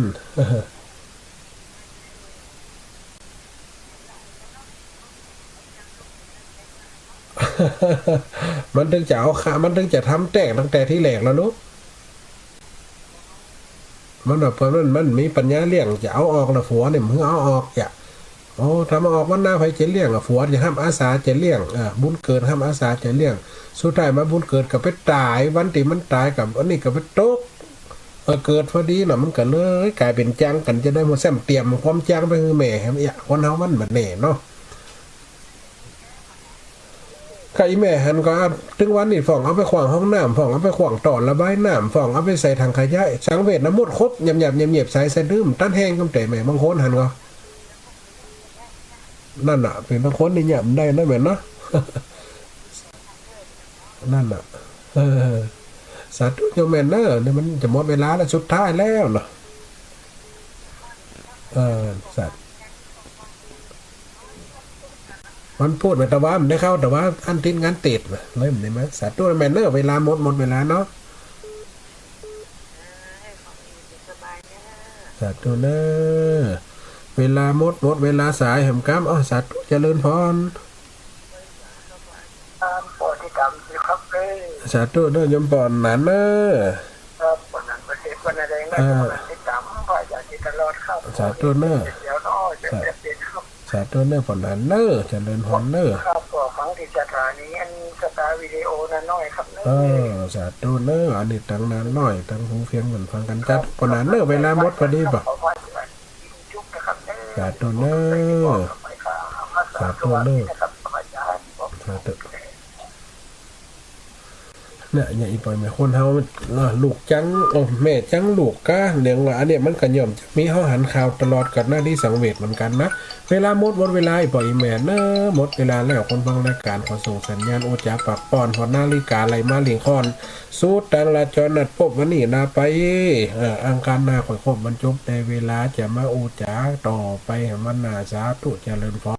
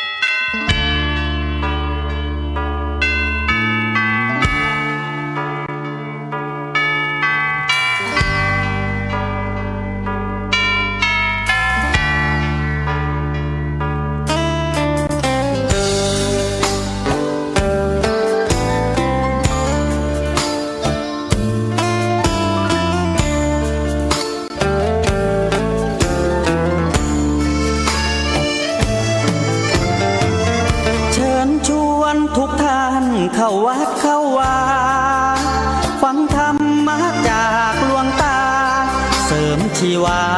ให้สุขสดใสยึดมั่นหลักธรรมคำสอนไว้ให้ขึ้นใจ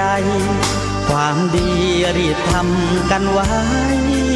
หญิงชายอย่าได้นายนี้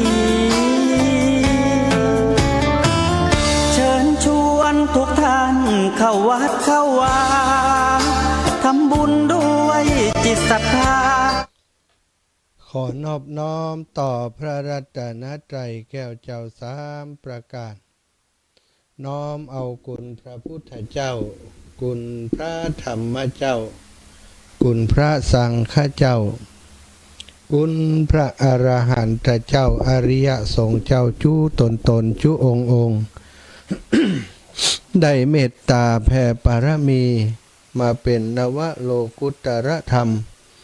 ปกเก่าเกษาปกห่มรักษาครูบาอาจารย์พระมหาเถระ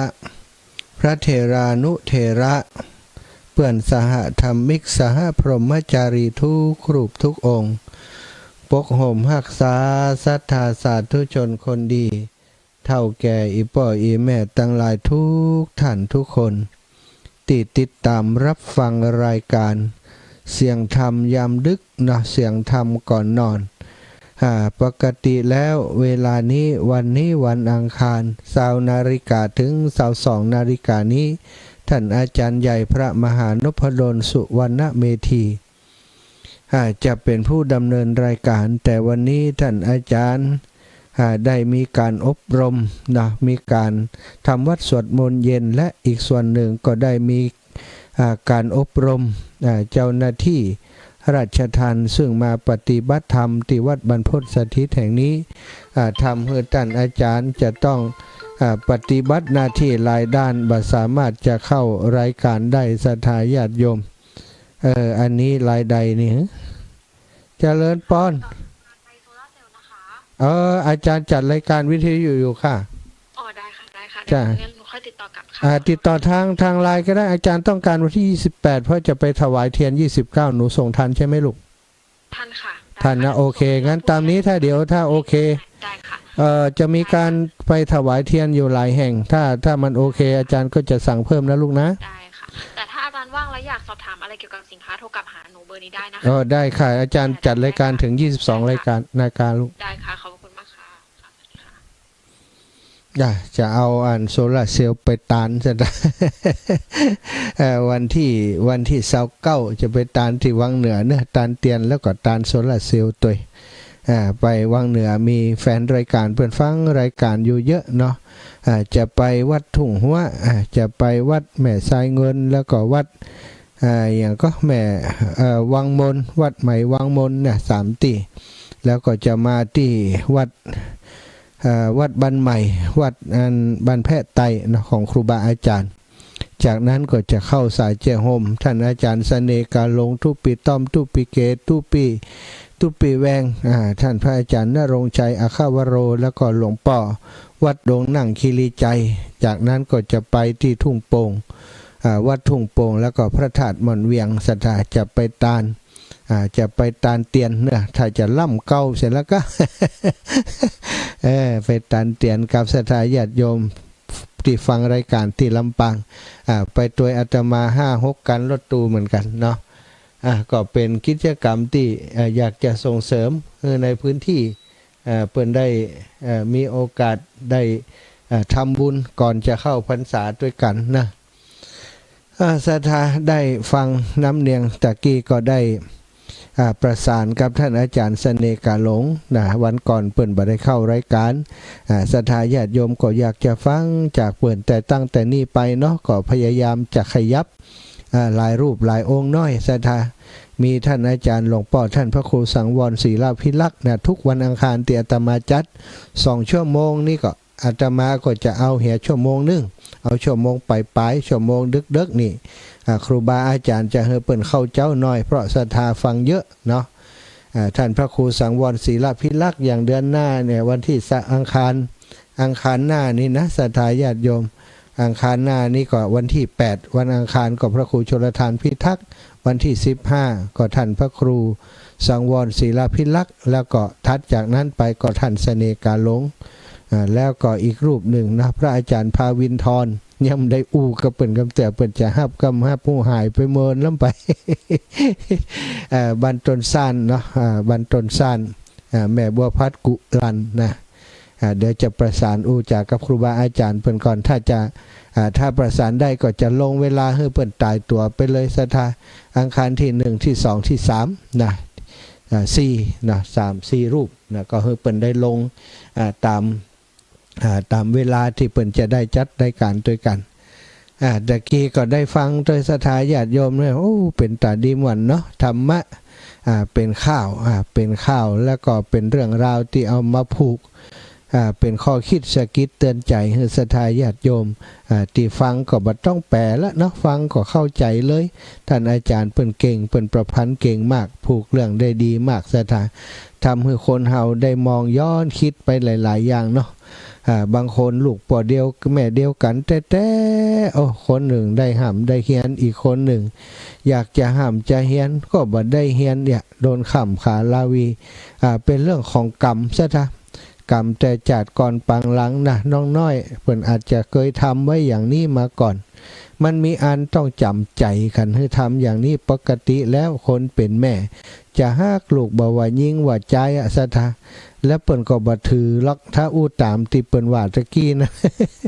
โอ้มันยากคือป่อมันตายอีนะมันแบบถ้าเปิ้นโดยทั่วไปจะบ่เป็นอย่างอันแล้วโดยย้อนที่มันมีวิบากมีกรรมต่อกันนะมันก็เลยทำให้มีสิ่งมีอันจำใจเนาะคือแม่เปิ้นถึงได้เกลียดชังอันนี้ก็เป็นกรรมอย่างหนึ่งของทั้งสองคนนะแต่ถ้าอูถึงตามหลักของกรรมและกฎแห่งกรรมแล้วเนาะเป็นกรรมทั้งสองฝ่ายถึงของคุณแม่ตัวแล้วของน้องน้อยเปิ้นตัวตั้งไปจะเป็นยังได้มู้เนาะก็คงวันหน้าก็คงจะได้ดิบได้ดีเนี่ยคนเฮาถึงจะถูกคัดขวางถูกกีดขวางยังได้ก็ตามซะถ้าเปิ้นมีบุญเนาะเมื่อหมดกรรมแล้วบุญส่งผลเปิ้นก็จะพ้นจากความทุกข์ที่โดนข่ำขาลาวีนี้ได้อย่างศรัทธาติดตาม เรื่องราวของน้องฟ้าใสเนาะเด็กหญิงที่เก็บขยะนะโอ้เก็บขยะช่วยแม่เก็บขยะขายเนื้อตัวมอมแมมชุดที่ไปโรงเรียนก็บ่งามเวลาไปโรงเรียนก็มีกลิ่นขยะติดตัวไปเปื้อนฟุ้งก็บ่ฮื้อหนังใกล้รังเกียจเดียดฉันนะบ่คบหาสมาคมมีแต่คนเกลียดชังโอ้เป็นกรรมของเปิ้นเนาะสะดาแต่ว่าละอ่อนคนนี้มีความคิดดี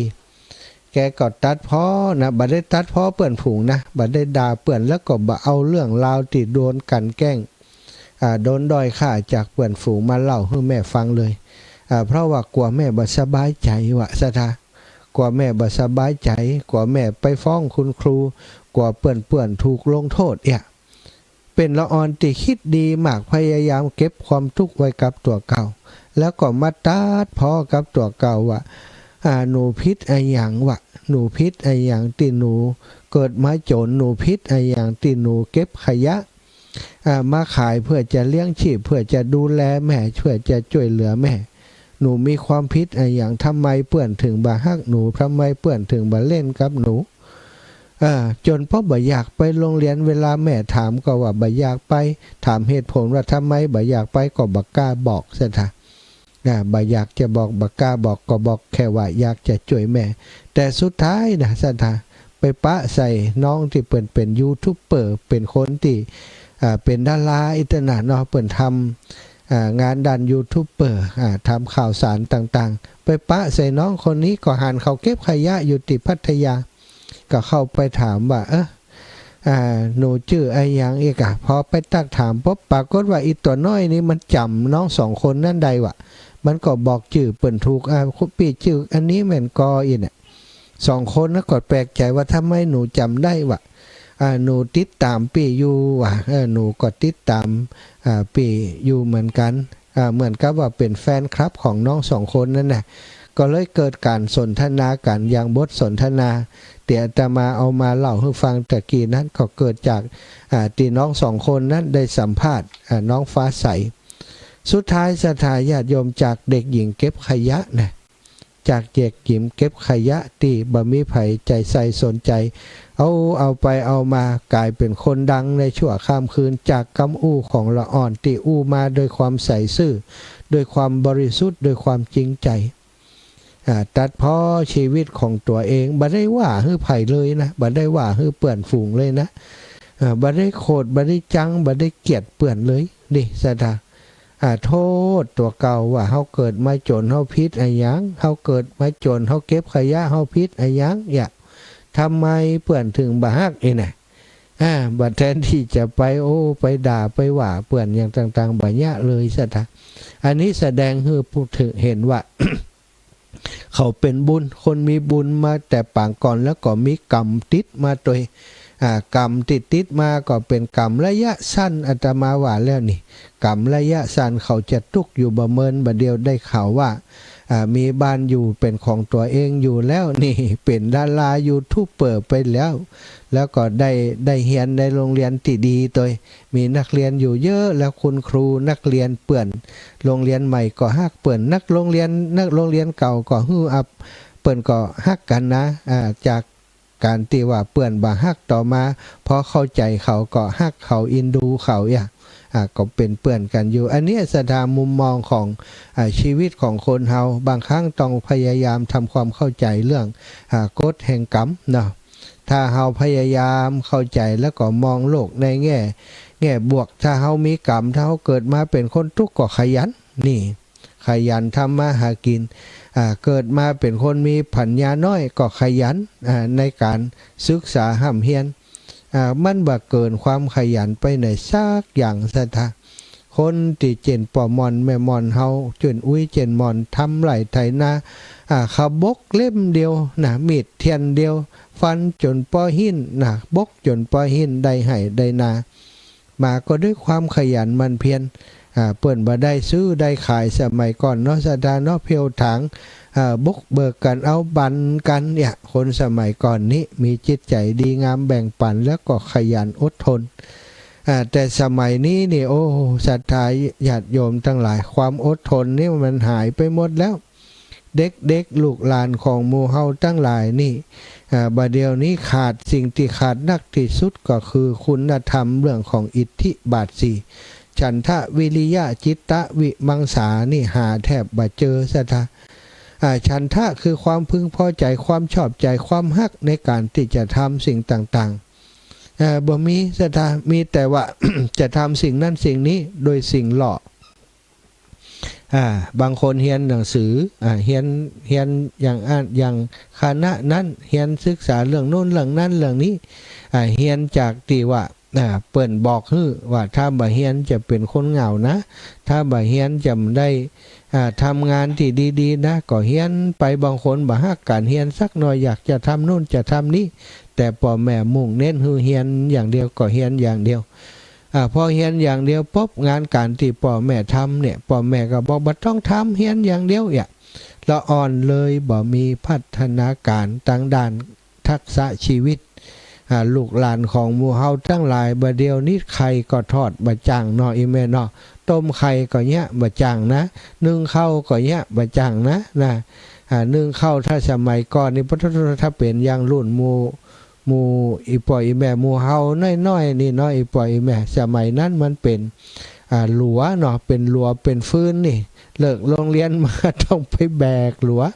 แบกฟืนจากในแพะในป่าพุ่นนะไปแบกมาวันละถ้าเป็นละอ่อนบ่ป้อใหญ่นี่ไปโดยปีอ้ายใต้หัวปีอ้ายปีสาวเปิ้นก็แบกเป็นมัดเป็นลุ้นมาเนี่ยเฮาก็ได้แบกที่เป็นท่อนเป็นอย่างน้อยๆต้อยคนเปิ้นมาผิวปากต้อยกันมาละอ่อนเลิกโรงเรียนสมัยก่อนนี่ไปเขียกกันไปเอาหลัวซะทะไปเอาหลัวมาบันแล้วก็เอามาบันบางทีก็บันจูแพะพุ่นน่ะบันบอกประมาณศอกนี่นะบันเรียบร้อยบันก็คือฟันนั่นน่ะเนาะเปิ้นว่าบันฟันให้มันได้ขนาดหมอกพอดีแล้วก็เอามามัดนะละอ่อนนี่จักตอกบะจ่างก็เอาเขี้ยบ่หนุ่มแน่มามัดนะแป้งไม้การเข้าใส่เหียมัดสองหัวใต้หาบมาแบกมาซะดาละอ่อนน้อยๆก็แบกเป็น เป็นท่อนเป็นท่อนยาวๆติ่มปอนักก็แบกตัวก้นปีอายใต้หัวตัวก้นคนใหญ่มาถึงบ้านก็เอาละไว้ซะไว้พ่อแม่เปิ้นก็มาบั่นมาฮอนฮื้อแหมแล้วก็เอากองกันเป็นใต้เนี่ยบ้านใดลูกเต้าขยันพ่อแม่ขยันนี่เปิ้นจะมีหลัวปุ่นกุ้มเป็น2 ปีปุ่นสตากองหลัวนี่เนาะเอาหลัวออกมาสุดท้ายมาป๊อบนี่หนูหล่นยุบนะหนูมันเข้าไปเกิดในกองหลัววิถีชีวิตในสมัยก่อนต้องขยันนะพ่อแม่ทำให้ทำนาลูกเต้าจะมานิ่งเฉยนี่เลิกโรงเรียนมานี่มาเล่นเกมก็มาเนี่ยอย่างก็ต่างๆมดสิทธิ์ศรัทธาญาติโยมเลิกโรงเรียนมาต้องไปจ่วยพ่อแม่จูงว่าจูงควายเอาวัวไปลามเอาควายไปลามปางวัวปลาควายเข้าแหล่งคณะแต่ถ้าเจ้าอยู่ก้าเนี่ยเปิ่นไถนาเปิ่นเติกนาอยู่ละเด็กละอ่อนก็ต้องไปซ่อนไปเสาะป่าเสาะปูเสาะป่าเนาะเอาแสะเหียเอาแสะเอาหิงอย่างส่วนใหญ่จะเป็นแสะเนาะเปิ่นเอาไม้ไผ่มาสารเป็นสามเหลี่ยมเนี่ยซะท่ามันย่อนตั้งหลุมเหียเนี่ยเอาไปซ่อนเนี่ยซ่อนอีหวกอีเนียวน่ะแมงเตียนเป็นนั่นอีหวกลูกออดของกบของเขียดนี่นะแล้วก็อีเนียวนี่เป็นกระบี่ซ่อนป่าน้อยๆนิดน้อยหรือว่ามันมีป่าใหญ่ก็ป่าปกป่าอย่างมื้อนี้ป่าดุกป่าลิมก็มีเวลาเปิ้นไถนาสมัยก่อนเนาะน้ำเข้านาแล้วเปิ่นดองนาไว้เป็นเดือนสถาป่ามันเลยไปอยู่ในไห่ในนาทุกตีเปิ่นไถนาก็จะได้ป่าละสถาถ้าเป็นนาที่มันอยู่ติลุ่มติต่ำน้ำขังเยอะๆนี่ป่านักคนที่เปิ่นนั้นไปท่าเสาะป่านั่นนะเปิ่นบ่ค้างกันหรอเปิ่นบ่ห้ามเปิ่นบ่ค้างกันนะไปยืนจอกันบางคนเปิ่นฉลาดยืนอยู่บนคันนาปุ่นมันออกหัวไหนก็ไปตักหันละอ่อนนี่บ่สนใจซ่อนอย่างเดียว ได้ป่าน้อยผ่องได้ป่าใหญ่ผ่องบังเกิดจับพอดีได้ป่าใหญ่ดีใจเอามาแกงสู้กันนี่ พ่อแม่ไทยให้ไทยนาเนี่ยให้ยานาลูกก็ไปเสาะว่าหากินเสาะปูเสาะปลาเอามาเป็นกับข้าวเมื่อค่ำยามแรงเข้าบักก่อนก็หายากเนาะศรัทธาญาติโยมถ้าไผได้กินข้าวหุงแสดงว่าบ้านนั่นตุกนะ บ้านข้าวเหนียวนี่ถือว่าโอเคเนาะบ้านเฮาว่าอย่างนั้นนะบักก่อนเนี่ยถ้าบ่มีข้าวเหนียวมดเราไปซื้อข้าวหุงมาต้มมาหุงมันได้เยอะกว่าข้าวเหนียวน้อยอีล่ะไปเสาะซื้อเปิ่นสมัยก่อนก็ซื้อยากเปิ่นก็ไม่ขายเหมือนกับไปขอเปิ่นก็ปานนั้นสะดาแล้วก็เอามากินด้วยกันก็เป็นตาดินลำเนาะกับข้าวก็ถ้วยเดียวอิตนะถ้วยใหญ่ๆนั่น นั่นแต่ก็ถ้วยเดียวแล้วก็เวลากินข้าวมันก็ค่ำแล้วเนาะมืดละบางเตือบอกว่าตินมิมหัวจำกันไป ยิบกันไปยิบป้าตินเอามือกลเนี่ย เอาหัวเอามือนิ้วจี้กลเสาะหาตินเนี่ยบางคนเขาเท่าแม่นตินไปเท่ากินตินติ๊กเขาได้กินก็พักเนี่ยพีดกันในกว่าเข้าก็มีเนี่ยสมัยก่อนความเป็นอยู่ไอ้อย่างต่างๆนี่ศรัทธามันต้องอาศัยความขยันหมั่นเพียรถึงจะอยู่ได้นะแต่บัดเดี๋ยวนี้เด็กๆของเฮามันเขาบ่ได้รับการฝึกฝนจากพ่อจากแม่พ่อแม่บัดเดี๋ยวนี้บ่ยอมให้ลูกได้แยกการแบบที่พ่อแม่ทำพ่อแม่เป็นชาวไร่ชาวนาบอกว่าลูกเฮียนสูงบ่ต้องมาทุกอย่างพ่ออย่างแม่นะไปโรงเรียนเฮียนอย่างเดียววันเสาร์วันอาทิตย์แทนที่จะให้ลูกได้ช่วยพ่องหรือว่าเลิกจากโรงเรียนมาช่วยพ่อช่วยแม่ให้ใจลูกบางเตือป่อมให้ใจลูกบางเตือก็แม่บ่ให้ใจลูกพ่อแม่ก็ย่าเองหมดแม้กระทั่งซักผ้าผ่อนสบายมือนิสทาซักผ้าซักครัวรองเท้าถุงเท้าของลูกเนี่ยพ่อแม่ย่าหมดละอ่อนเลยบ่จ่างอย่างซักอย่างถ้าจะถามหาว่าถ้าละอ่อนเขาย่าอย่างบ่จ่างปล่อยหน้ามาปุ๊บไผเป็นคนสร้างไผเป็นคนทำอย่างเนาะถ้าจะว่าไผเป็นคนพิษกับพ่อแม่นั่นแหละนะจะมีไผแหมว่า เพราะพ่อแม่บ่ได้ฝึกฝนหรือว่าบ่ได้สอนเขาไว้เขาก็เลยกลายเป็นอย่างนั้นไปศรัทธาญาติโยมฉะนั้นถ้าเฮาบ่อยากให้ลูกหลานเป็นอย่างนั้นก็ต้องช่วยกันซะท่าก็ต้องช่วยกันในการที่จะทำอย่างใดเนาะทำอย่างใดให้ลูกหลานของเฮาเป็นคนที่เอาชีวิตหลอดในสังคมในยุคนี้ได้อย่างน้อยก็สามารถเสาะว่าหากินทำมาหากินด้วยตัวของเขาเองได้